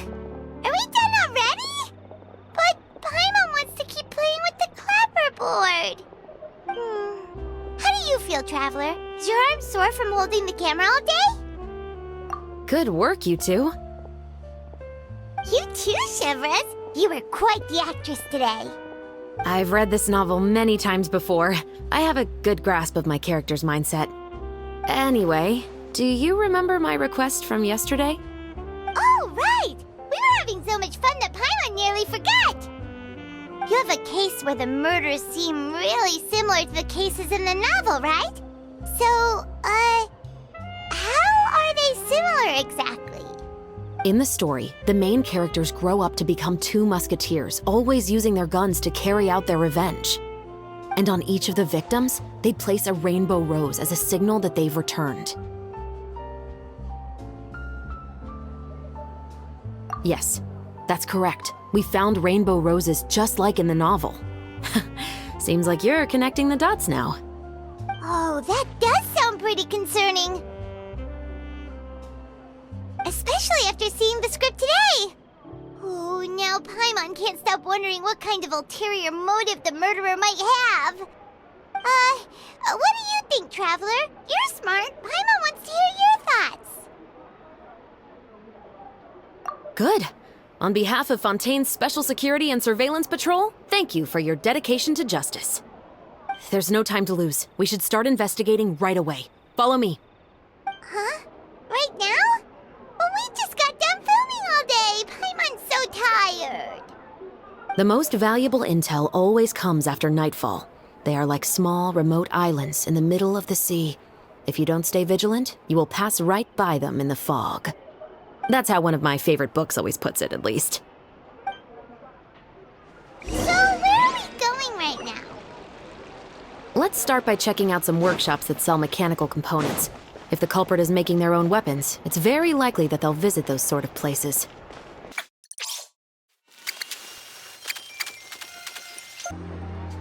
Welcome to Le Show's Clockwork Workshop. How can I help you? Hello. I'd like to know if anyone has purchased some special components lately. Special components? Sorry, could you be more specific?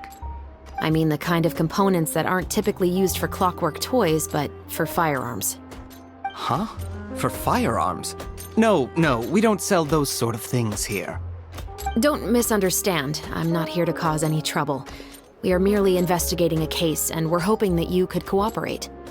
Well, to be completely honest, I'm not even sure what kind of components that would entail. Has anyone ever purchased components here as an individual rather than on behalf of an organization? We have a lot of customers who buy toys, but those who buy components are all regular customers who buy in bulk on behalf of their organization. Is that so? I understand. Thank you for your cooperation.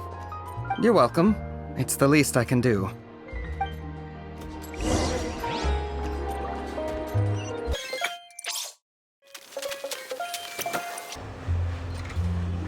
Oh, hey, Chevris. Run out of oil for your musket again? Hello, Estelle. I want to know if anyone has come to your shop recently to order some firearm components. Oh, is this another case? Let me think. I don't think so. Some people have requested that I make some prop guns for the Fontinalia Film Festival, but I refused all of those requests. Oh? Why's that? Because there's no profit! I only make things here that can do some real heavy lifting. I don't have the energy to make some new molds just for the festival. Then has anybody come specifically looking for mechanical components? Well, I usually sell off my scrap to the Fleuve Cendre. I don't typically give them to one specific person. I understand. Thanks for your cooperation. Don't mention it. Always happy to have the Musketeers' patronage. Seems like we haven't found any leads to go off yet. Yeah, unfortunately. All right, let's head to Fleuve Cendre next. Huh? Are you sure? People might not be so thrilled to see the captain of the special patrol there. You think so, huh? Then I guess you don't know. Huh? Know what? That I grew up in Fleuve Cendre.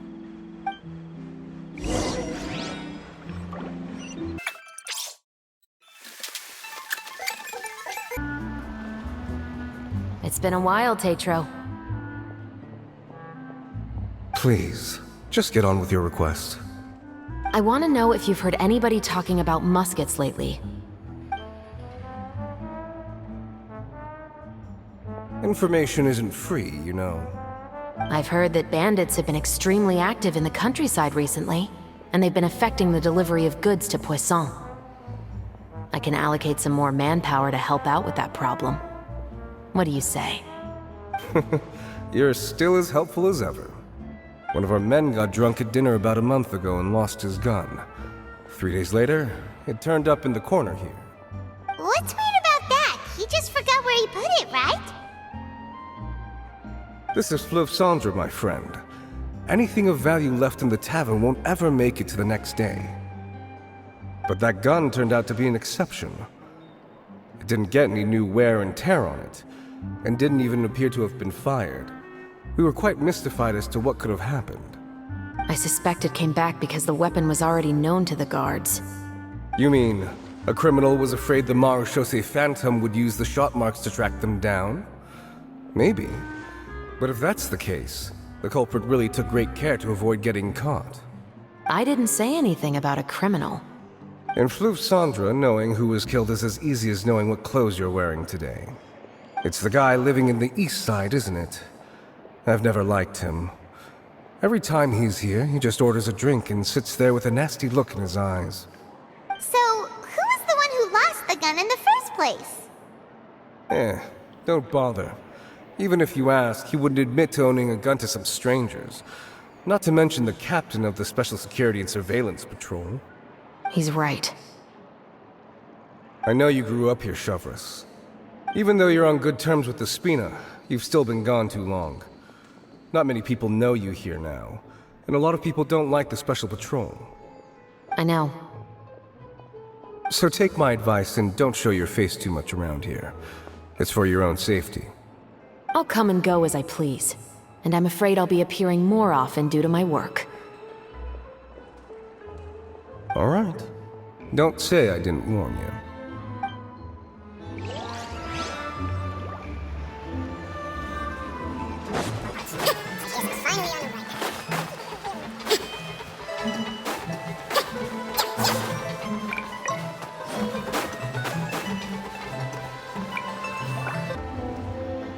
Hello, I'd like to ask some questions. I don't know anything. Don't worry, I'm not here to arrest anybody. You say that now. It's the truth. Here, take this as my guarantee. Wait, did Paimon just see what she thinks she saw? Is the captain of the Special Patrol bribing a citizen? Seems you're different from the other guards. What do you want to know? Have you heard anything related to Muskets in Fleuve Cendre lately? Anything at all? Muskets, huh? All I know is that about 2 weeks ago, we started hearing some loud noises at night. So loud that it's been waking me up. Were they gunshots? Possibly. It's hard to tell around here. Someone's house collapsing, a pipe exploding somewhere, it's all the same. But the noises I'm talking about definitely happened after I fell asleep. Do you know where the noises were coming from? I don't remember clearly. Is it that you don't remember, or that you need to think about it some more? You tell me. Then please, think about it some more. She's giving her even more Mora! The noises came from the end of the Southern Waterway. I came out and had a look for myself when I wasn't sleeping well, but I didn't dare get too close. That's all I know. All right, I'll take your word for it. Thanks for the pâte de fruits.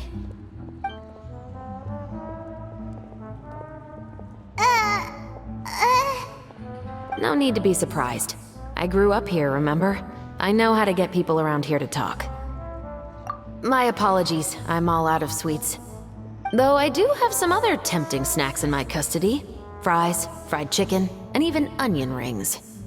But taking care of junk food is my responsibility. You're better off sticking to your normal, nutritious diet. Now then, let's keep going.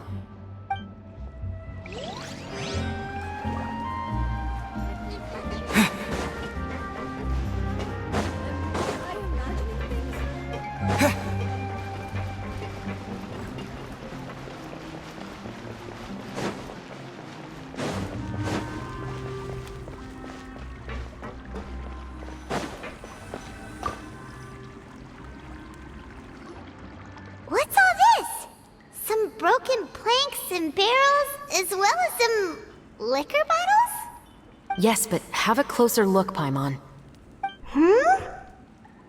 Even though somebody has purposefully tried to clean them up, these are obviously marks from musket bullets. In other words, someone was here trying to improve their shot. They were using the barrels and bottles for target practice. Could it have been the killer? Your guess is as good as mine. Although many people at Fleuve Cendra own guns, few hide the fact from others. And even fewer would go to such lengths to hide markings from practice shots. Anyway, let's go. There might be more to this.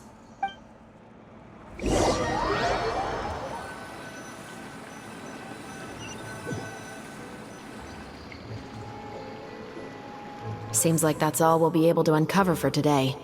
Paimon feels like we managed to learn a lot more here than up on the surface. Yes. Assuming that everything we found is indeed connected to our suspect, then their timeline was probably something like this. A month ago, our suspect found a gun and took it home to disassemble it. Once he'd figured out its mechanics, he brought it back. In the following weeks, he used some parts to create his own makeshift musket, and took it to the Fleuve Cendra for target practice. Then, a few days ago, he found his target and carried out the murder. Once the deed was done, he left a rainbow rose on the body, just like the scene in the novel. That all makes sense to Paimon, but we're still no closer to figuring out the killer's identity. The deceased was a resident of Fleuve Cendra. It's said that he was a poor, solitary man. Yeah, that's also something I'm trying to figure out. If we are indeed following the novel, and there's a story behind the murder, then this murder should be an act of vengeance. But according to our investigation, the deceased didn't have any enemies. He was no saint, but no one's heard of a rival who hated him enough to shoot him dead, much less care to leave a rose on his body. What message is the killer trying to convey, and to whom exactly? We've thoroughly investigated that possibility. He claims to have spent the whole day at the Opera House on the day of the murder, and the staff there have confirmed his account. Okay, so he has an alibi. Not only that, he lacks a credible motive as well. He has a family of his own, and both of his parents are still alive. I've looked into his records. He was adopted at the age of 6, and all the proper procedures were followed. There are also records of him at an orphanage before then. In the story, the mother of the Two Musketeers was murdered after the children turned 10. Of course, he could have changed the children's ages, but I don't want to assume anything without evidence. More importantly, I've also had a chat with him in person. He didn't seem like the kind of person who would pull the trigger to kill a man. Then, what should we do now? We have all this new information, but it doesn't help us move forward. Investigations take time. I didn't expect us to catch the culprit in just a single day. How about this? Let's spend the next few days filming with the crew. We can continue the investigation once we're done with the film. I'm sure that given time, new leads will present themselves. Wait, but weren't you saying intel is like small, remote islands in the middle of the sea just a moment ago? Wouldn't you just miss them if you were to stop looking? But the book had more than one reference to the islands, Paimon. Oh? What else did it say then? As long as you spend enough time sailing through the fog, you'll eventually come across an island.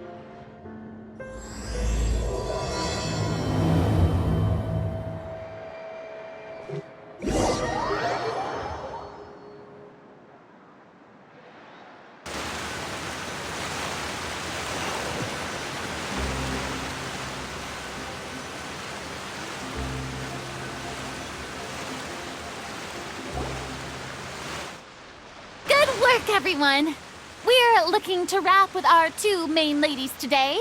I can already smell our success. What do you mean, looking to wrap? Oh, aren't you the expert? effort now.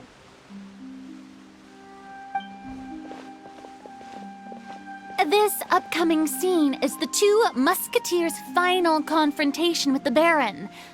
There will be quite a bit of action, but no choreography beyond what we've already rehearsed. Anyway, get ready.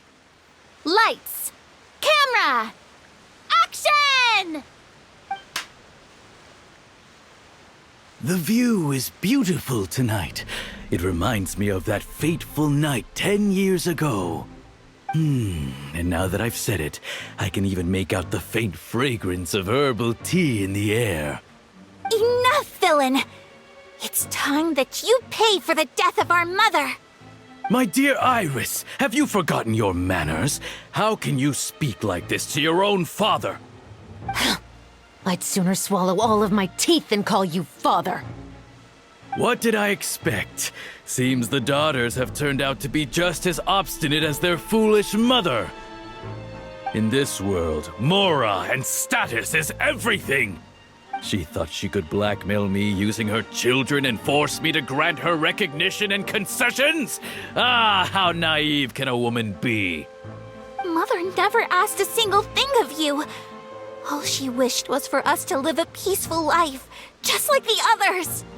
It was you who personally brewed the poison of prejudice and sent Mother to her death.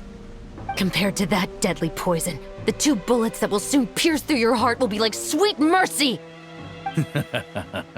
And that's exactly why I said you're just as naive as her. Did you really think 2 muskets would be enough to defeat me? So let's see. What is stronger? Mora and power, or the 2 muskets in your hands? Get them! Tulip! There are too many of them! It'll be okay. We'll cover each other, Iris. And Mother will be watching over us, too.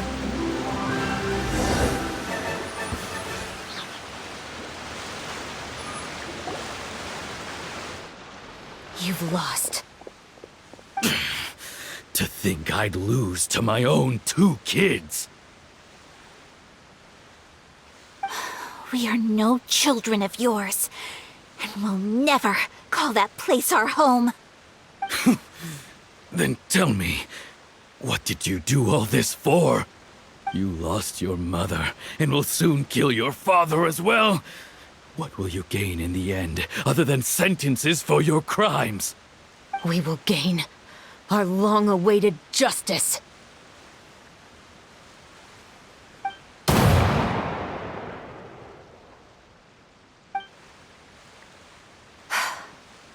It's over. Finally, it's over.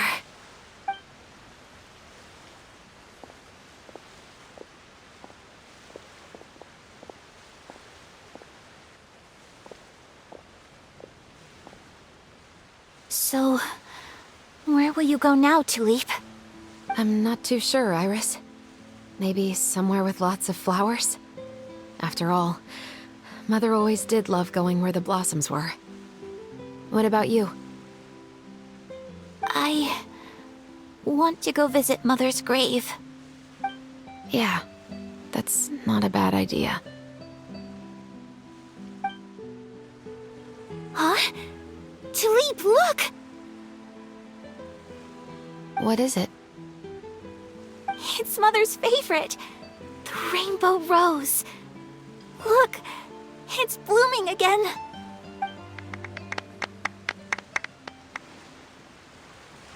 Excellent!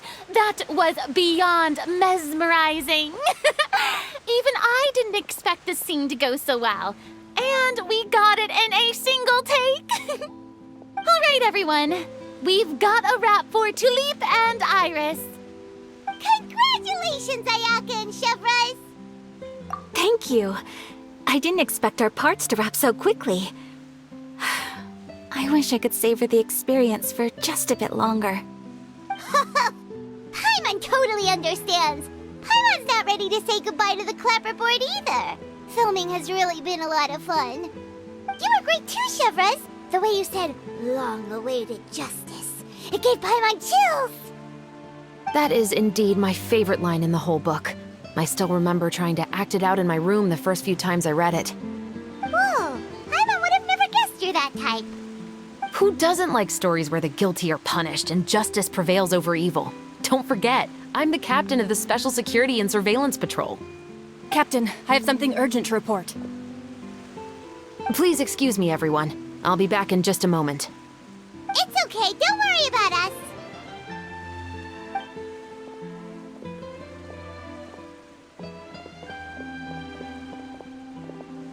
Oh? Was she whisked away by work already?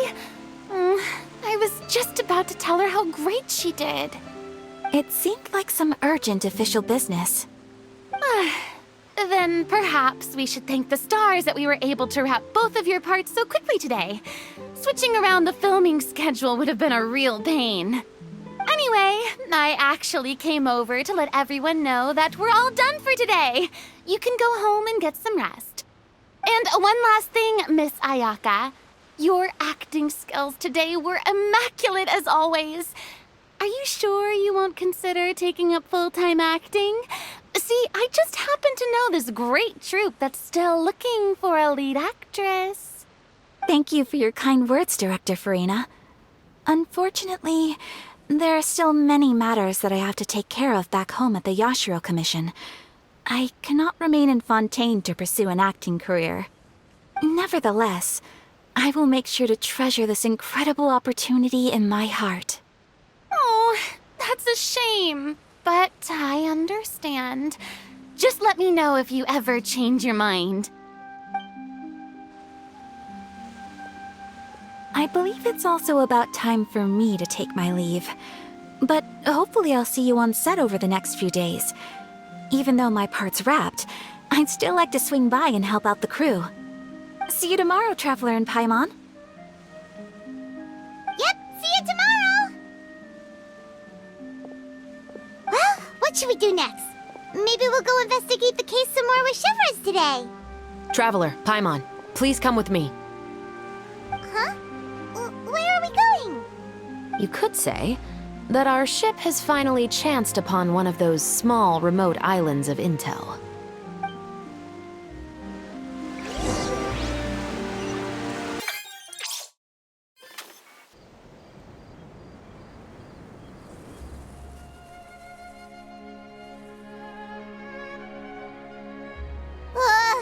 Paimon's exhausted.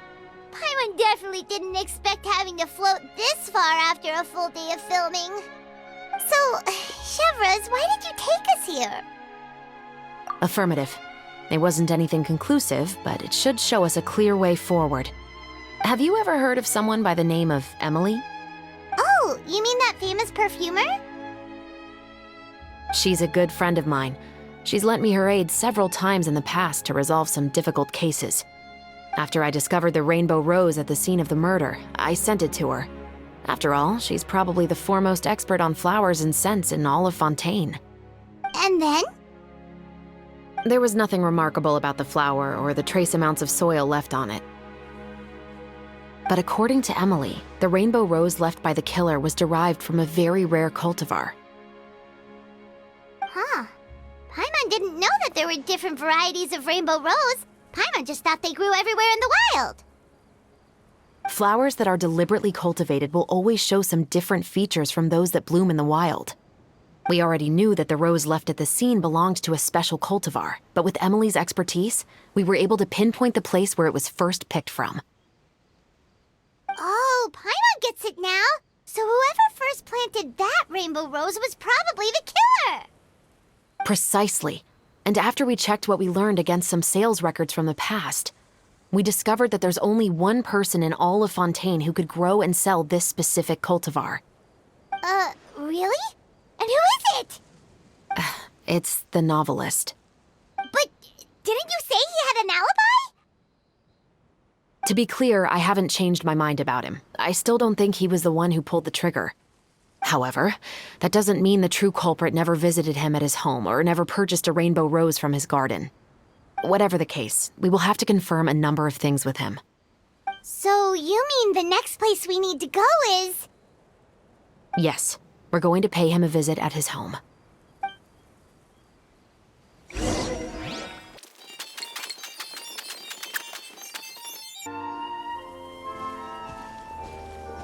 That should be his house. There are so many Gardamex stationed around the place. That's pretty unusual, right? According to what he told me last time we spoke, he hired them so he won't be harassed or disturbed. Huh. So there are a lot of flowers in his garden, but Paimon doesn't think we'll be able to pick one without alerting the Gardamex. Right. Which is exactly why I think there has to be a special connection between him and the killer. So, should we knock? Just wait here for now. I'd like to take care of a number of those Gardamex first. But they're so far away. How are you planning to do that? Don't forget, Paimon, I'm actually the real-life captain of the Musketeers.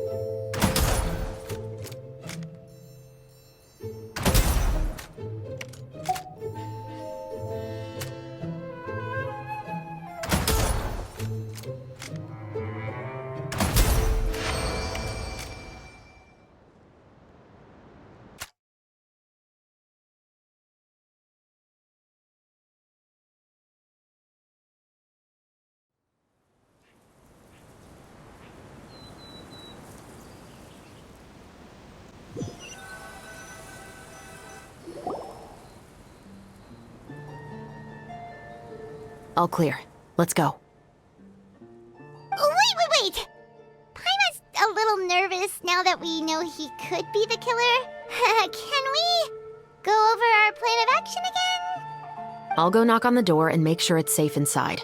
Once we're sure that we're in the clear, I'll ask him to come with us for a quick round of questioning at the guard's headquarters.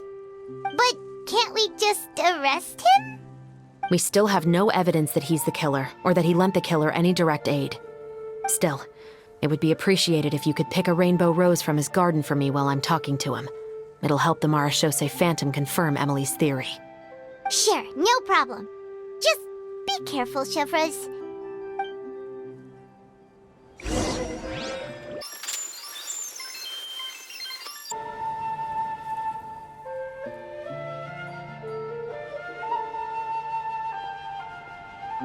Excuse me, Mr. Baptiste, are you home?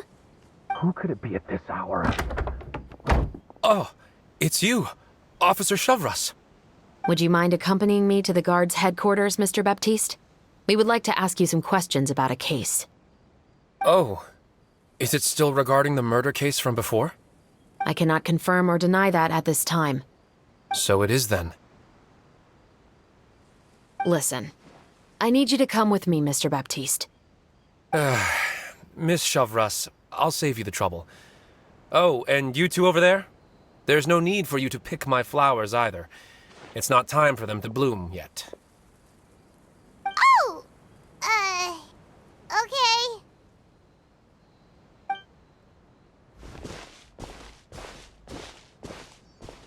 By saving me the trouble, you mean...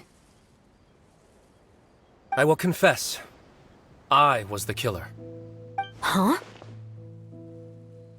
He just admitted he's guilty!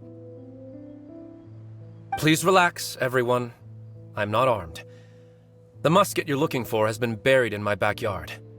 Then it's my responsibility to inform you, Mr. Baptiste, that everything you say right now will be used as evidence for the inevitable trial.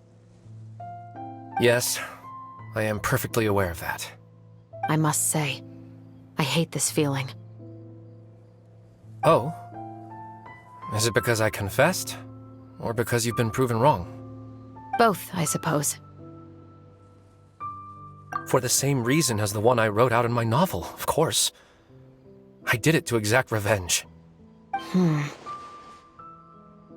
I know you haven't figured out the link between the two of us. Had you done so, I'd have been taken away to the headquarters a long time ago. But that won't stop me from always remembering his grotesque face. After all, he was the one who killed my mother. Your mother is still healthy and well.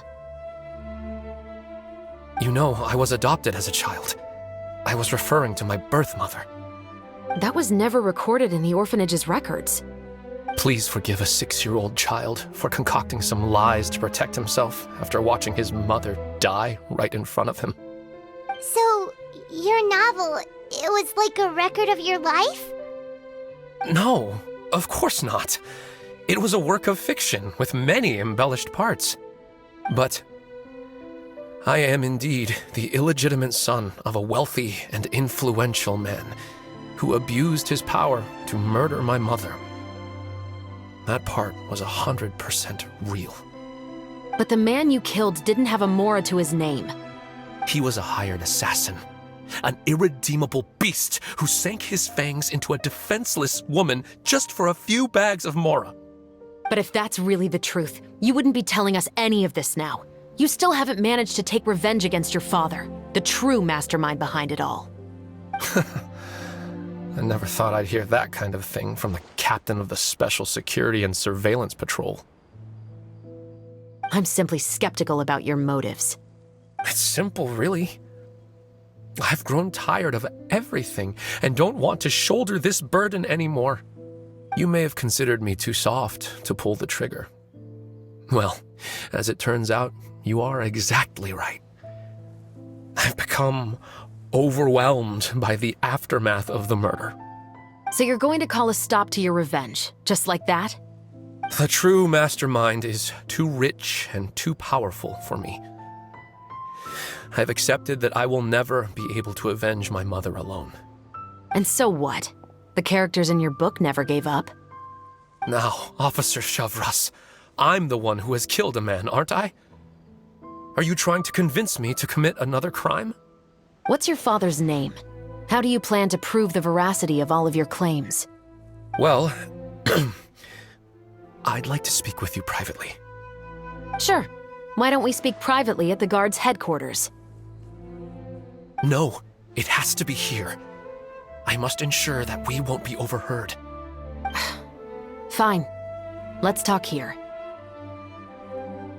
When I said won't be overheard, I meant by anyone. I would like to speak with you and you alone.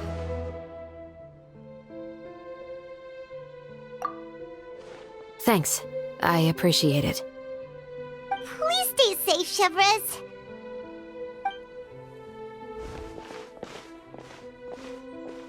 All right. Let's hear it. Will you really believe what I'm about to say? Well, that depends on what you're going to tell me. Fair enough. Fair enough. Then listen closely.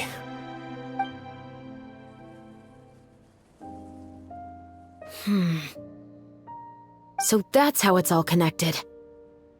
So, it seems you believe me after all. Do you want me to go public with this? No, of course not. At least, not right now. Then why did you bother telling me? You've read my work. What do you think? Even if you were to go public with all of this right now, he'd simply deny everything. It's been too long. Almost 20 years. Anything that could be used as evidence has long faded away. Even if there might have been a solitary island of truth once upon a time, it has long sunk beneath the waves by now. Justice will never find him. Not if you don't try. I know that as the captain of the Special Security and Surveillance Patrol, you will always stand on the side of justice. But do you really think a cushy life in prison really constitutes justice for him? I bet he could lead an extremely comfortable life in the fortress of Meripede. What are you trying to say? I've been observing you from a distance. Your portrayal of the Musketeer was exquisite. Pull the trigger of justice against him. Let the villain get what he deserves. You want me to let you go so you may complete your revenge? No, Officer Shavras. I know that would be impossible. No. What I'd like is for you to perform the deed on my behalf. Oh, Shiva sure is taking her time. What could they be talking about anyway? Oh, Paimon's worried. What if he decided to attack her? Oh, you do have a point. Still, do you have any idea who the rich person might be? And why the novelist doesn't want us to hear what he's saying to Chevres? Sorry to keep you waiting, you two. Hey, how did your talk go? I've already sent someone to escort Baptiste back to the headquarters for questioning. He wasn't lying about the musket. It was indeed buried in his backyard. But what about the name? Did he tell you the name of the rich guy? Yes, he did. But for now, I have to return to the Special Patrol. There are still a few loose ends I need to tie up. I'll probably be quite busy over the next few days, so apologies if you don't see me on set. All right, Paimon understands if you can't tell us everything you know. We'll just keep an eye on the Steambird then. Actually, there's still something else I need your help with.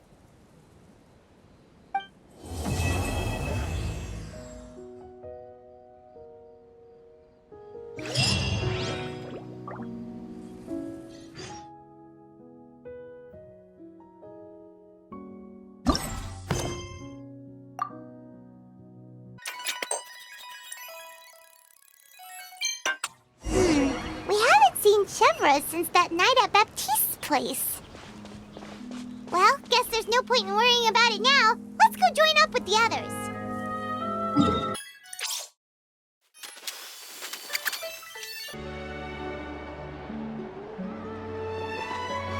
Good morning! Hayaka and I were just talking about you. Is Chevres still not joining us today? Probably not. We haven't seen her either. Huh? That's such a pity. Director Farina said that we've only got a few small scenes left before wrapping up the entire thing. She even said that she'll get me into a couple scenes, so everyone will have a chance to shine in front of the camera. We were also planning on having a victory feast once we're all finished filming. You can join us, right? If only Chevros was here. I still haven't taken a photo with her. I'm afraid that can't be helped. Those special patrol folks are like phantoms when they've got a case on their hands. But to be honest, I'm even more concerned by what I read in the Steambird earlier this morning. It said that the killer in the murder case was none other than the author of the Two Musketeers. Oh yeah, I heard about that too. He came forward and confessed his crimes, but gave no explanation as to why he pulled the trigger. We didn't know about this case at all when we joined the film. Is it going to affect the reception of our work? From a pure publicity standpoint, this will draw a lot more attention to our film. I have to say, though, that no director can be perfectly comfortable with garnering attention through means other than artistic skill. To be fair, I feel like that ship sailed the moment you allowed yourself to be named as the director on our posters. It's not my fault that I'm super popular. What was that saying again? My popularity has, Sunk to an all-time low? spread to the four corners of Tibet.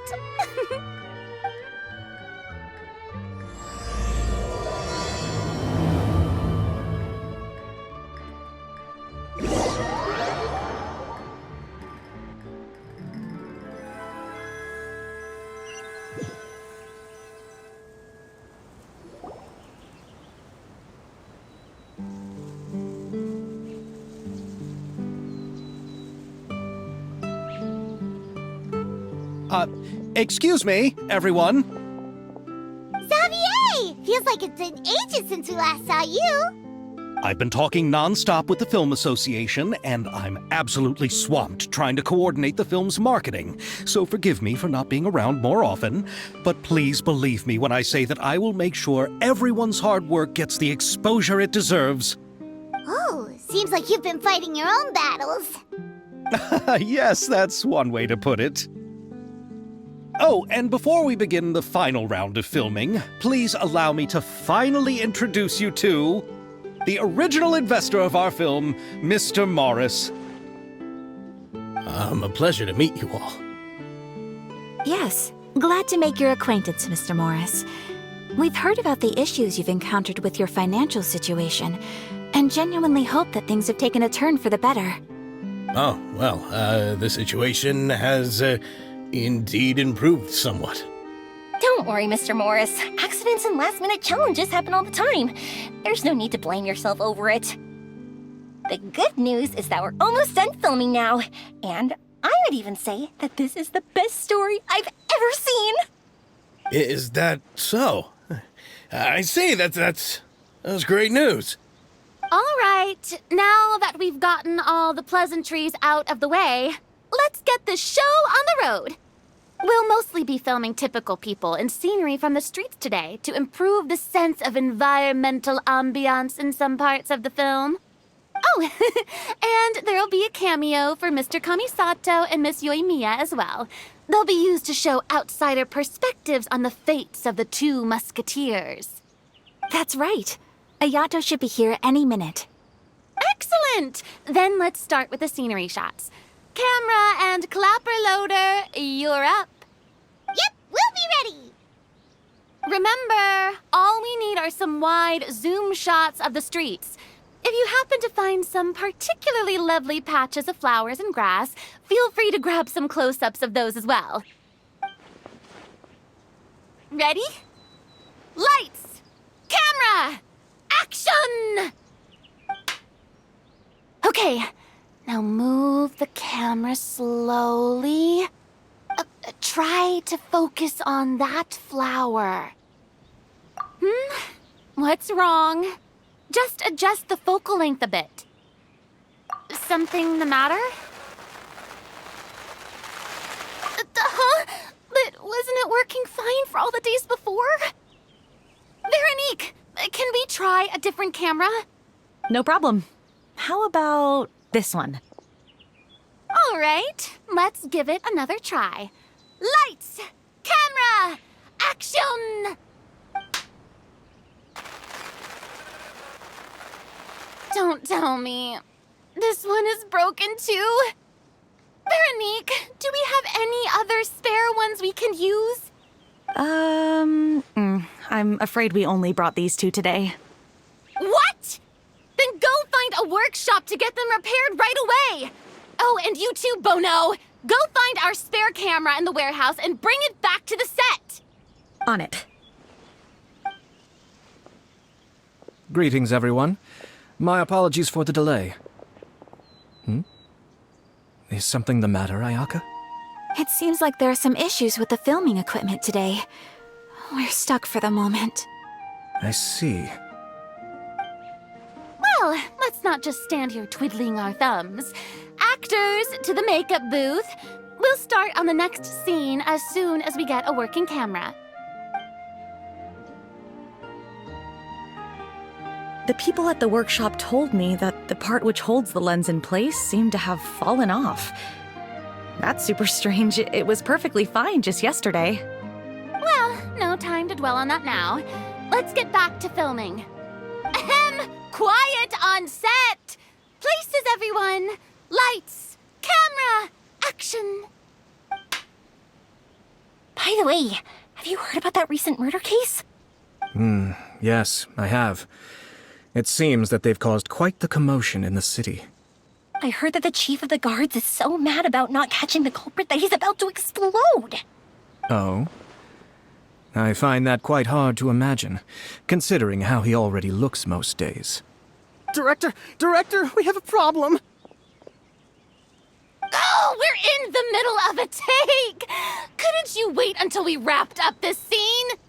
No, Director, our film. All the finalized film that we've been keeping in the case has disappeared. Oh, wait, well, what did you say?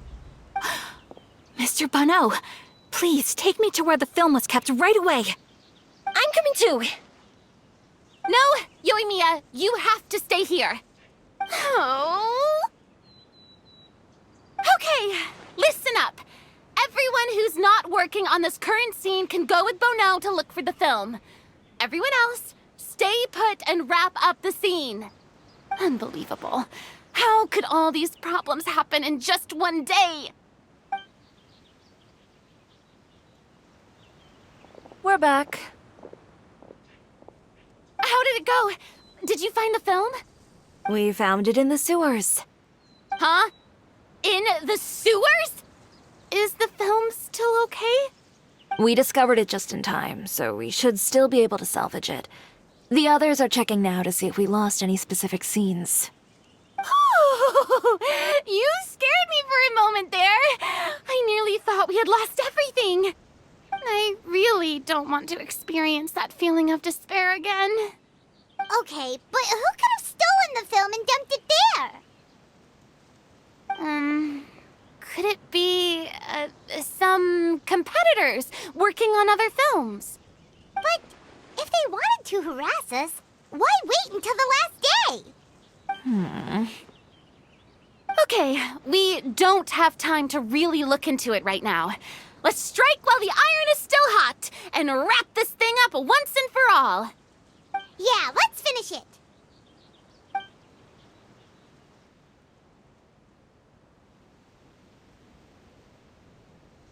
I would like to officially announce that our entry to the festival, the Two Musketeers, has now concluded filming!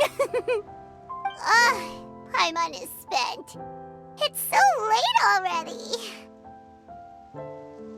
Even though the filming process proved to be extremely challenging, everyone provided valuable and unique contributions to the final product. Thank you all for your dedication and support. And just like Director Farina, I would also like to extend my most heartfelt thanks to all of you. Really, you've all helped me so much. All right, let's save the awards speech for later and hopefully also get some rehearsals in before the real thing. Anyway, now it's time to party! Let's all make our way to the beach and have a celebration feast so loud and fun that even the blubber beast will want in.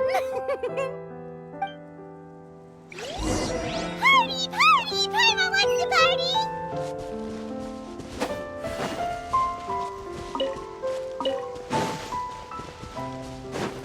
Whoa, this place is hopping. Everyone's finally getting to relax after wrapping up the film. Let's go chat with someone. Hey, Ayato! How's your work been going? Everything went rather smoothly. Thank you for your concern. Ayato told me that we've already confirmed the dates for some Inazuma Fontaine cultural exchange events. So the next time we visit, we'll be doing so in our capacities as the representatives of the Yashiro Commission. Oh, that's great! Then maybe Paimon will be able to find Fontaine detective novels in Inazuma from now on! Oh, wait, wouldn't Yaimiko get upset if that happens? That would be stealing some of her business. You've got a point. She's always complaining that light novels have become bland and too predictable after all. The cultural exchange won't only feature literatures of both nations, of course.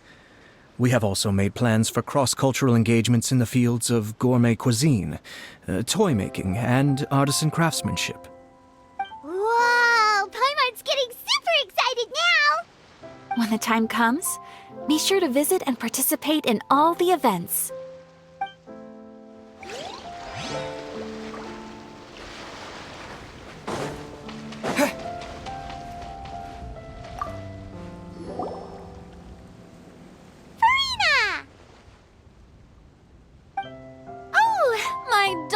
Clapper loader and camera operator, you've both worked really hard. Paimon thinks you worked even harder than us.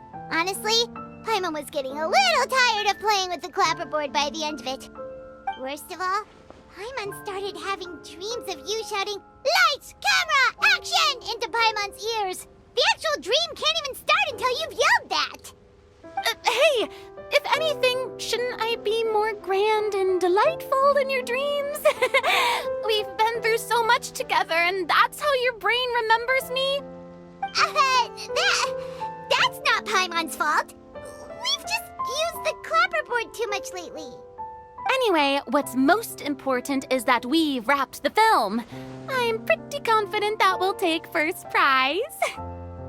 Hey, no need to mention the official name. Wait, now that you mention it, if we did win the prize, would Farina just get a statue of herself? Come on, I don't need that kind of attention. Xavier can accept the reward on our behalf. But just imagine!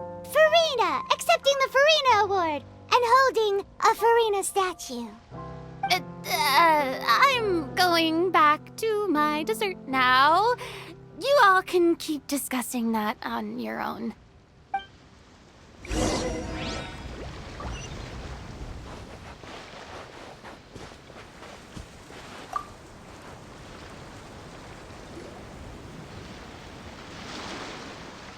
Chiori! Hey, you two. Are you not really into these kinds of big social occasions? Not particularly. But this is still better than Fontaine Fashion Week. But if this film becomes a big hit, people will definitely come flocking to your shop. Yes, that's highly likely. As long as the film can premiere as planned. Are you still worried about the case? That and all the obstacles we had to face today. You're right. It's as if all our bad luck just manifested at once. But why today of all days? No, it's nothing. We've already delivered the film to the editors, so there should be nothing more to worry about. How are you doing, Mr. Morris? You having a good time? Well, you could say that. Do you happen to know when the party is scheduled to end? Judging by how much fun everyone's having, I'd say probably not until well after midnight. Is there something that you still have to take care of at home, Mr. Morris? Oh, well, I'm just not a late night person, so I might take off shortly. Oh no! Silly me. I almost forgot something super important. Oh, what is it? I prepared a whole batch of fireworks for the party, but I forgot to bring them over from the warehouse. Fireworks, you say? Well, that's truly a pity. Sorry things didn't go as planned. Could you help me carry them over, Mr. Morris? I won't be able to fetch all of them by myself. Me? Are you sure that you can't find anyone else? I just wanted to make this a surprise for everyone. The warehouse isn't far from here. We'll be there in no time. Pretty please, Mr. Morris. These are some of the best fireworks I've ever made. So I also want you to see them before you leave. They're stunning. I promise that they'll be a once-in-a-lifetime experience that you'll never forget. But... It's okay. Just come with me. If we're sneaky enough, nobody else will see us leaving. All right. The warehouse is right over here. I moved the fireworks there in advance, so it shouldn't be too much work bringing them back. It's still a ways away from the party. Sorry about that, Mr. Morris. It's probably because I'm used to carrying fireworks all the time, so it doesn't feel like a lot of work to me.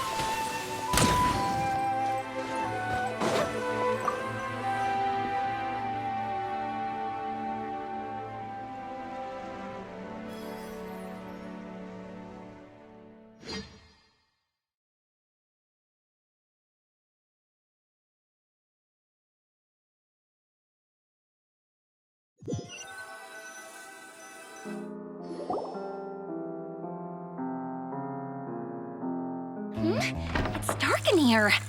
Wait here, Mr. Morris. I think the light switch should be somewhere over here. Why did I have to get roped into this? What was that?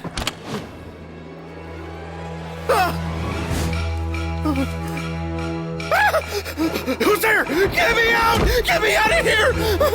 Did you really think you'd get away, Morris?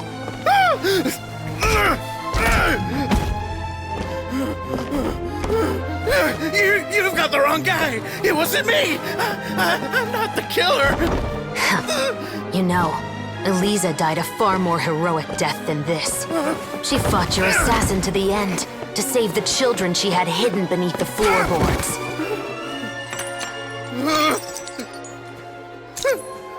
That is Eliza's pendant. The one with a photo of you two inside. The one you gave her. Ring any bells? It's a fake! It has to be! There's no way! No way your assassin didn't destroy it, you mean?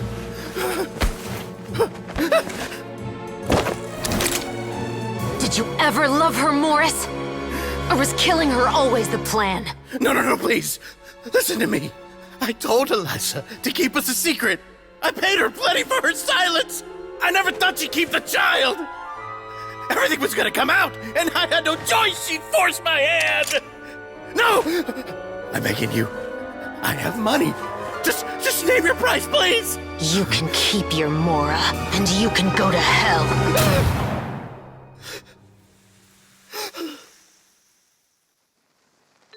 I'm Captain Shovraz of the Special Patrol. Morris, you're under arrest for Eliza's murder. Huh?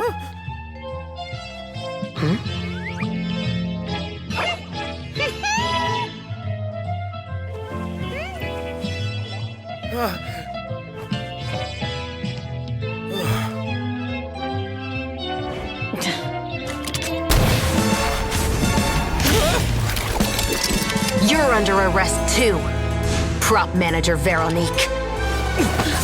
Or perhaps I should call you the Second Musketeer.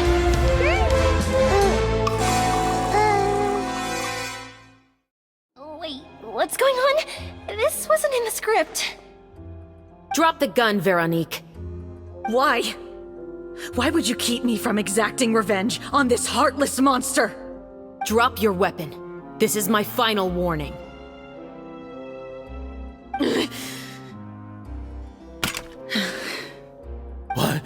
What is going on? Do I have to spell it out for you, Morris? Everything that took place just now was staged to get you to confess the truth. But this last part is all improv, of course. Shivers, you told us you wanted us to help you stage a play. You never said anything about the Second Musketeer. It's because even I had no way to confirm my theory until now. Thank you for your performance, Yoimiya. Could I trouble you to go and bring in the other Special Patrol members? They should be on standby just outside. Oh, and please tell the other cast members not to worry about us. We'll be rejoining them shortly. On it!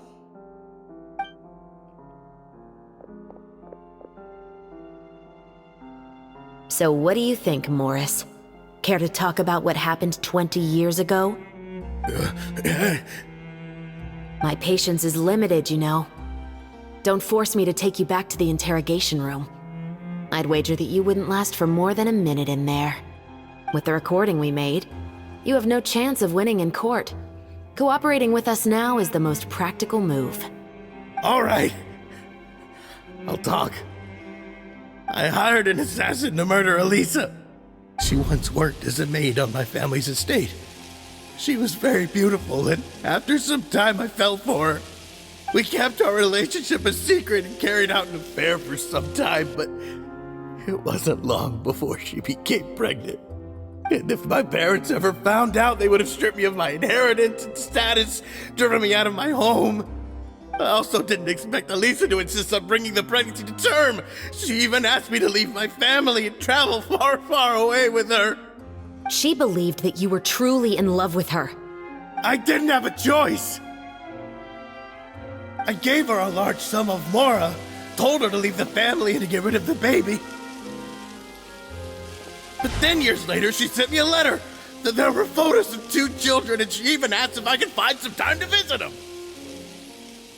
Huh? 2 children? Paimon thought Baptiste was the only... You mean... Even if she had the children against your will, you could have just ignored the letter entirely. Why kill her? I had just gotten engaged to be married to an heiress from another wealthy family. So if anyone were to find out about Elisa, my life would be completely ruined. I didn't have a choice.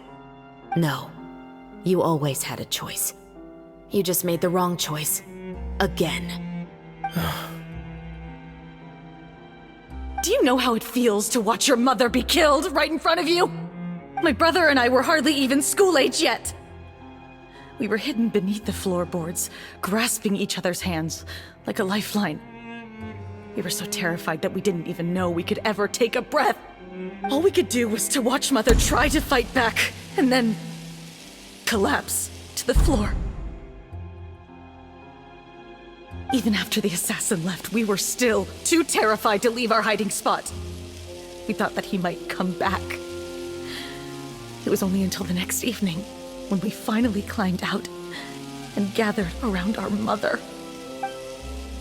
But she had already become cold and stiff to the touch. You made up your mind right then and there to bring this case to light. Not only that, we resolved to get our revenge. And that's why you became the Musketeers. No, that's why I became a Musketeer! The man from before was also killed by me. My brother had nothing to do with it. I figured as much. You did? I once told these two that he didn't look like a killer to me. His confession from that night also rubbed me the wrong way. I think what really tipped me off was, how could I not feel a sense of regret in him? Huh? He confessed faster than any criminal I've ever met, but he didn't say a single word about you. He insisted that he was the sole perpetrator in the case. But after the questioning ended, I disassembled the musket we dug up from his backyard, put it in front of him, and told him to reassemble it. Want to guess how far he got? He had no idea where to even start. He's never touched a gun in his life. Based on that, I determined that he was not acting alone. He only surrendered himself to draw our attention and create a moment of opportunity for his partner. So, I decided to play along. And as expected, the second musketeer followed us without hesitation once she saw Morris get separated from the rest of the cast. Besides, why else would he call the novel The Two Musketeers? But how did you know it was Veronique? I figured it out the moment Baptiste told me his father's name. That so-called financial crisis was all just a ruse. He just wanted to sign up as the investor and then leave the film without any source of funding. After all, he has a vested interest in minimizing the reach of this story. It's really just the same thing as what he did to Elisa all those years ago. Human scum. But then Xavier pulled out all the stops and got the film made against all odds. Morris couldn't have that. With the killer in custody, he figured it was safe to act. And so he came to visit the set today, just as I expected. Wait, so you were behind all those mishaps today? As for the identity of the second musketeer, I assumed they'd probably stay close to Morris and look for an opening. And if they already knew that Morris was the film's investor, then that narrowed the list of potential suspects as well. Furthermore, being the props manager would allow the culprit to avoid scrutiny by purchasing mechanical parts in the name of the crew. With that hypothesis in mind, I went back to check Baptiste's orphanage adoption records. Guess whose name I saw on the same page, just a few lines from his. My brother. He trusted you. As in, he trusted me to perform the deed on his behalf? He trusted you to stand on the side of justice. I am. I thought you could do it as well. Oh, the look on your face when you told him to go to hell. I really thought you'd put a bullet in his brain.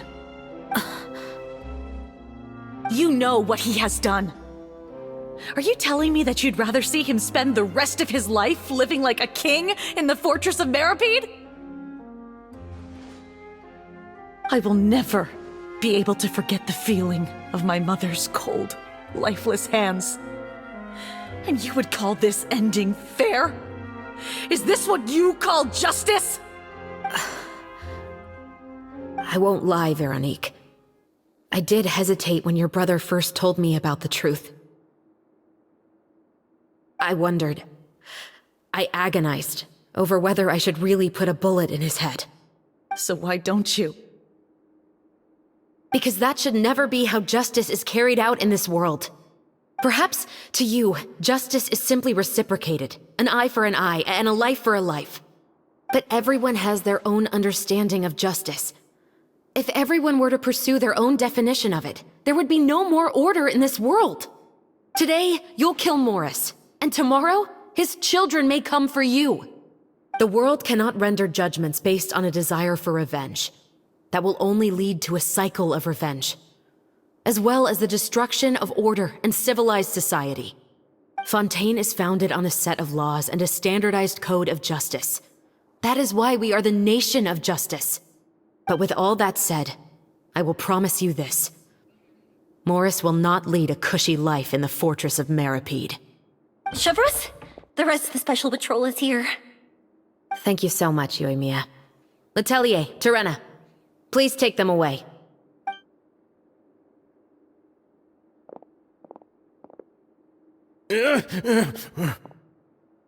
I still can't agree with your reasoning. I know. Justice has not been delivered. At least, not today. Chevreuse. Let's go. We should give an explanation to the crew. Thank you for your concern. I'm fine. I'm just thinking about the things in life that have driven people to take justice into their own hands.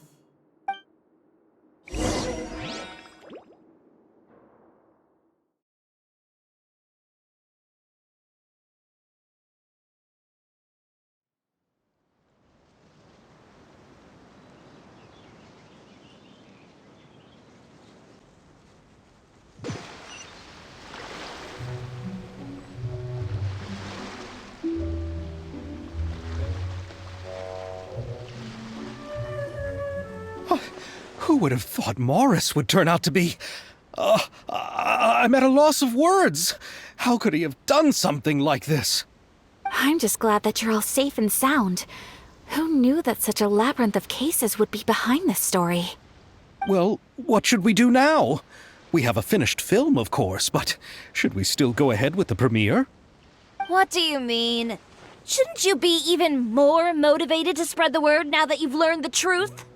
Chiori is right. I'd also like more people to see this story for themselves. But the real ending of the story seems to have deviated somewhat from the one in the script. Is that still acceptable to you, Miss Chevreuse? The call is yours. We still have time to reshoot an ending if that's what you'd like. No, it's fine as is. I like what we have for the catharsis. Romanticism is what gives works of art their appeal. Fiction is able to explore means of restitution that could never work in real life. Just like the real world, the world of stories also has its own set of rules and justice. These different possibilities are what initially drew me to reading in the first place. Sounds good to me. I support your decision. What about Veronique? Will she be okay? She will soon face her judgment alongside her brother and Morris.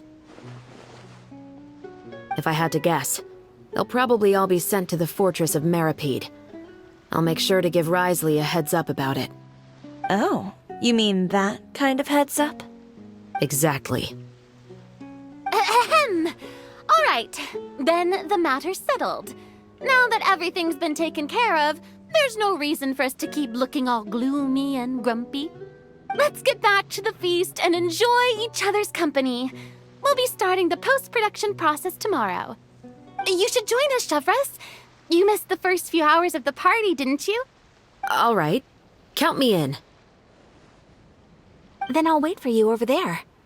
There's still some good news that I'd like to share with Chevreuse. Traveler, Paimon, could you wait for me by the sea after the party ends? I'd like to go on a brief walk with the two of you. Thank you very much.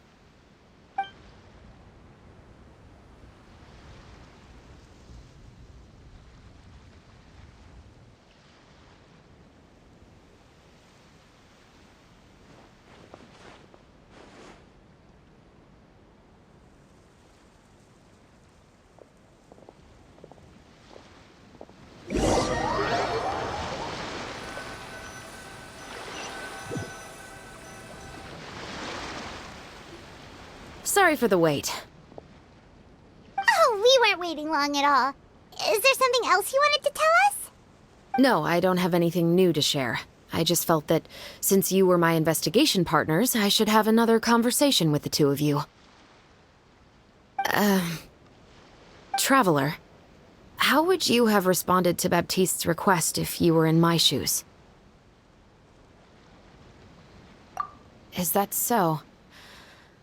Well, thanks for sharing. When I was young, my father often took me here to swim. We'd come rain or shine, even when it was freezing cold. He told me that swimming was the best activity to train one's strength of will.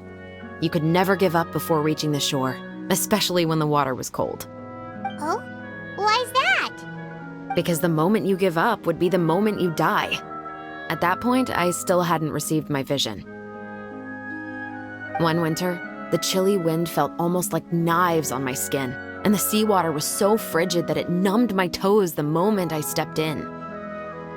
I cried and begged my father to spare me from having to swim across, but he wouldn't listen. He used to be a member of the Special Patrol as well. You could say it was his way of educating his children. That sounds awful.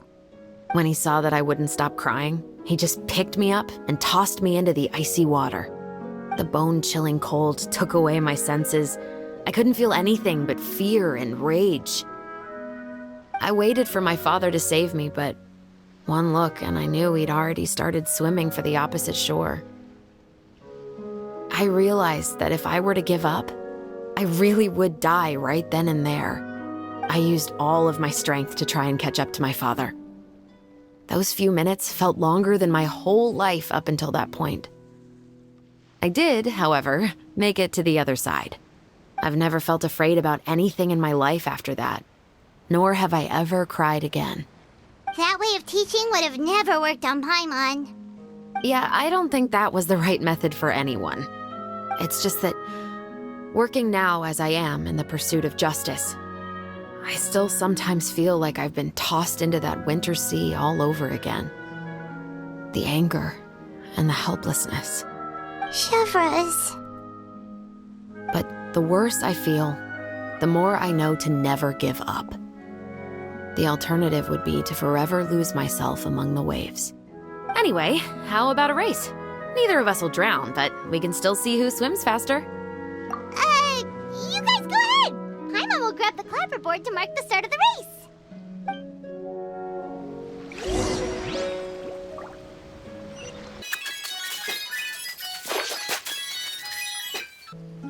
Whoa, that felt good. You were so fast in the water, Chevreuse. You were swimming even faster than Paimon can fly. So, about the Special Patrol, did you join because of your dad? Partly, but I'd say I was more inspired by the heroes I read about in stories growing up. Oh, so it's due to your love of stories. Of course, it was only after I joined the Special Patrol that I learned that truth is often stranger than fiction. Come on, let's walk a bit more.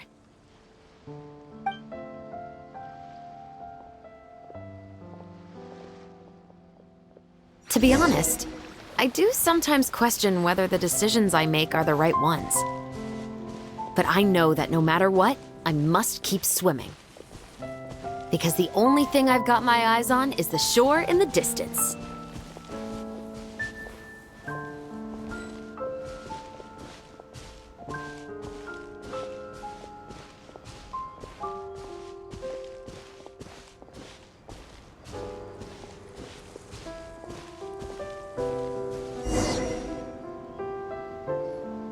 Thank you for coming on this walk with me. I feel a lot better after getting all that off my chest. Huh. We're nearly back at Baptiste's house. Huh. You're right.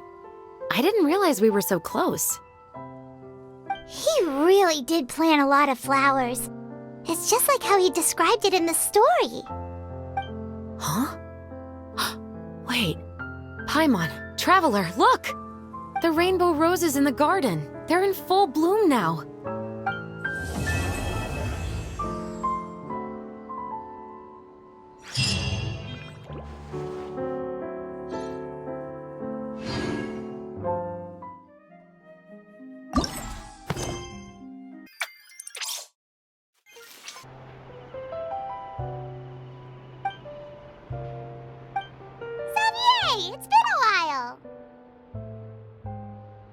Hey there, you two. Sorry I've been scarce. I've been buried in marketing and preparing the film for release ever since we wrapped post-production. The award ceremony is today, right? Paimon wonders if we'll win the Farina Award. I'd give it a 90% chance. Farina! Oh, Paimon didn't know you were already here. You're earlier than everyone else. I'm sure the others will also be here in no time. Xavier, if we end up getting called on stage, shouldn't you come up with a name for our crew? What? But we don't even know if we're going to win. I wouldn't want to jinx our chances by celebrating early. Just open your eyes! Surely you've seen the audience's reactions to our film. We've had nothing but critical acclaim. You've also had conversations with the Opera House's operating staff, right? Didn't they want to increase the number of showings? With the mora you've made from the box office, you can now open your very own film company. But that's all credit to my amazing crew. You've all helped to make this a reality, so I can't be the only one asked to come up with a name. Well, give it some thought. I'm sure the crew will respect your choice. All right, but before that, Traveler and Paimon, could I trouble you to quickly pay a visit to the Fortress of Meripede? Huh? But shouldn't we stay for the award ceremony? I wanted to ask you two to invite Shavraz to join us at the ceremony. She's one of the lead roles, after all. I haven't been able to find her recently, so I haven't had the chance to invite her personally. According to the papers, the culprits of the Musket murder case will be personally escorted today by the captain of the Special Patrol to the Fortress of Meripede. Oh, Paimon gets it now. Yep, just wait here, Xavier, and maybe try to come up with a few snappy-sounding names. All right, then I'll leave you to it.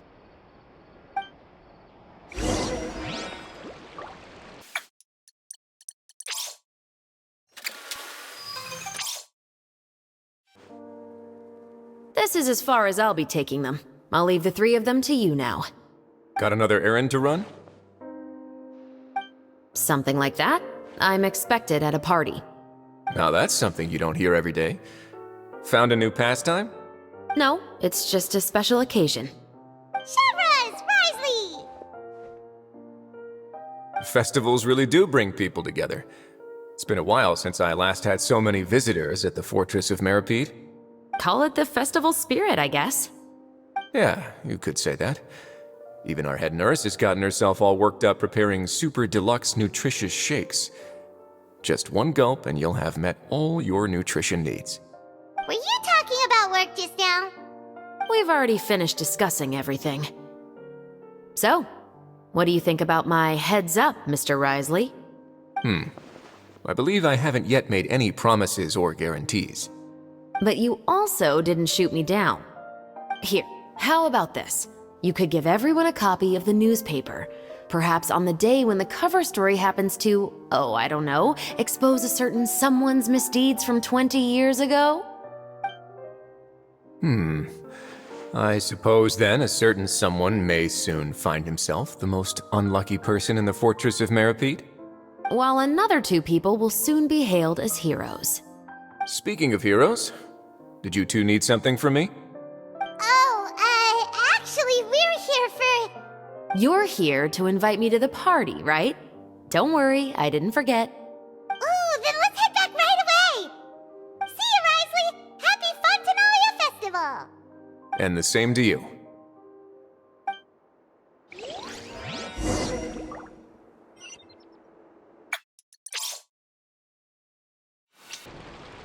And the winner of the Farina Award for the first Fontinalia Film Festival is... the Two Musketeers!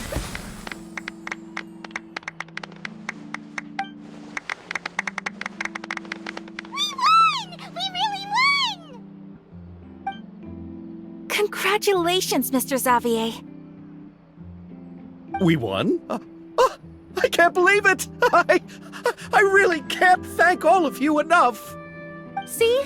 My takes on Fontaine's entertainment industry have never been wrong. Now, please welcome to the stage the producer of the Two Musketeers. Mr. Xavier!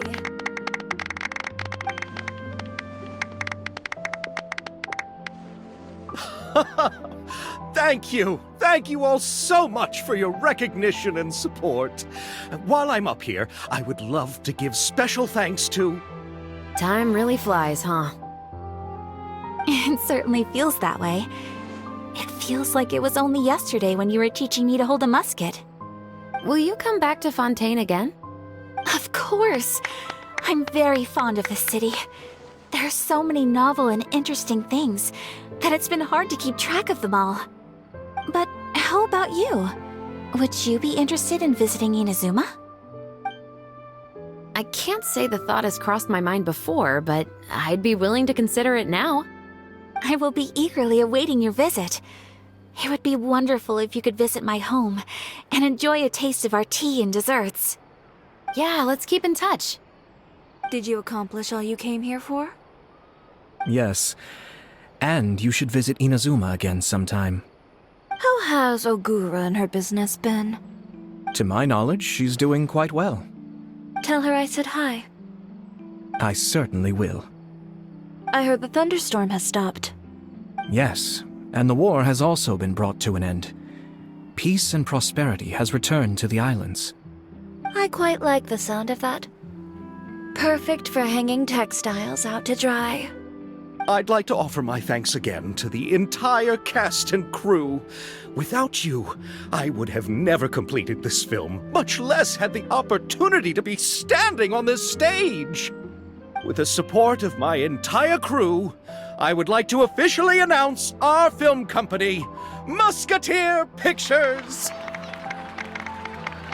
Woohoo! That has a really nice ring to it. Then in that case, let's please welcome all the members of Musketeer Pictures onto the stage for a commemorative photo. Oh, Paimon didn't know we'd also be taking pictures. Director Farina, I believe you are the most deserving person to raise this trophy. Huh? No.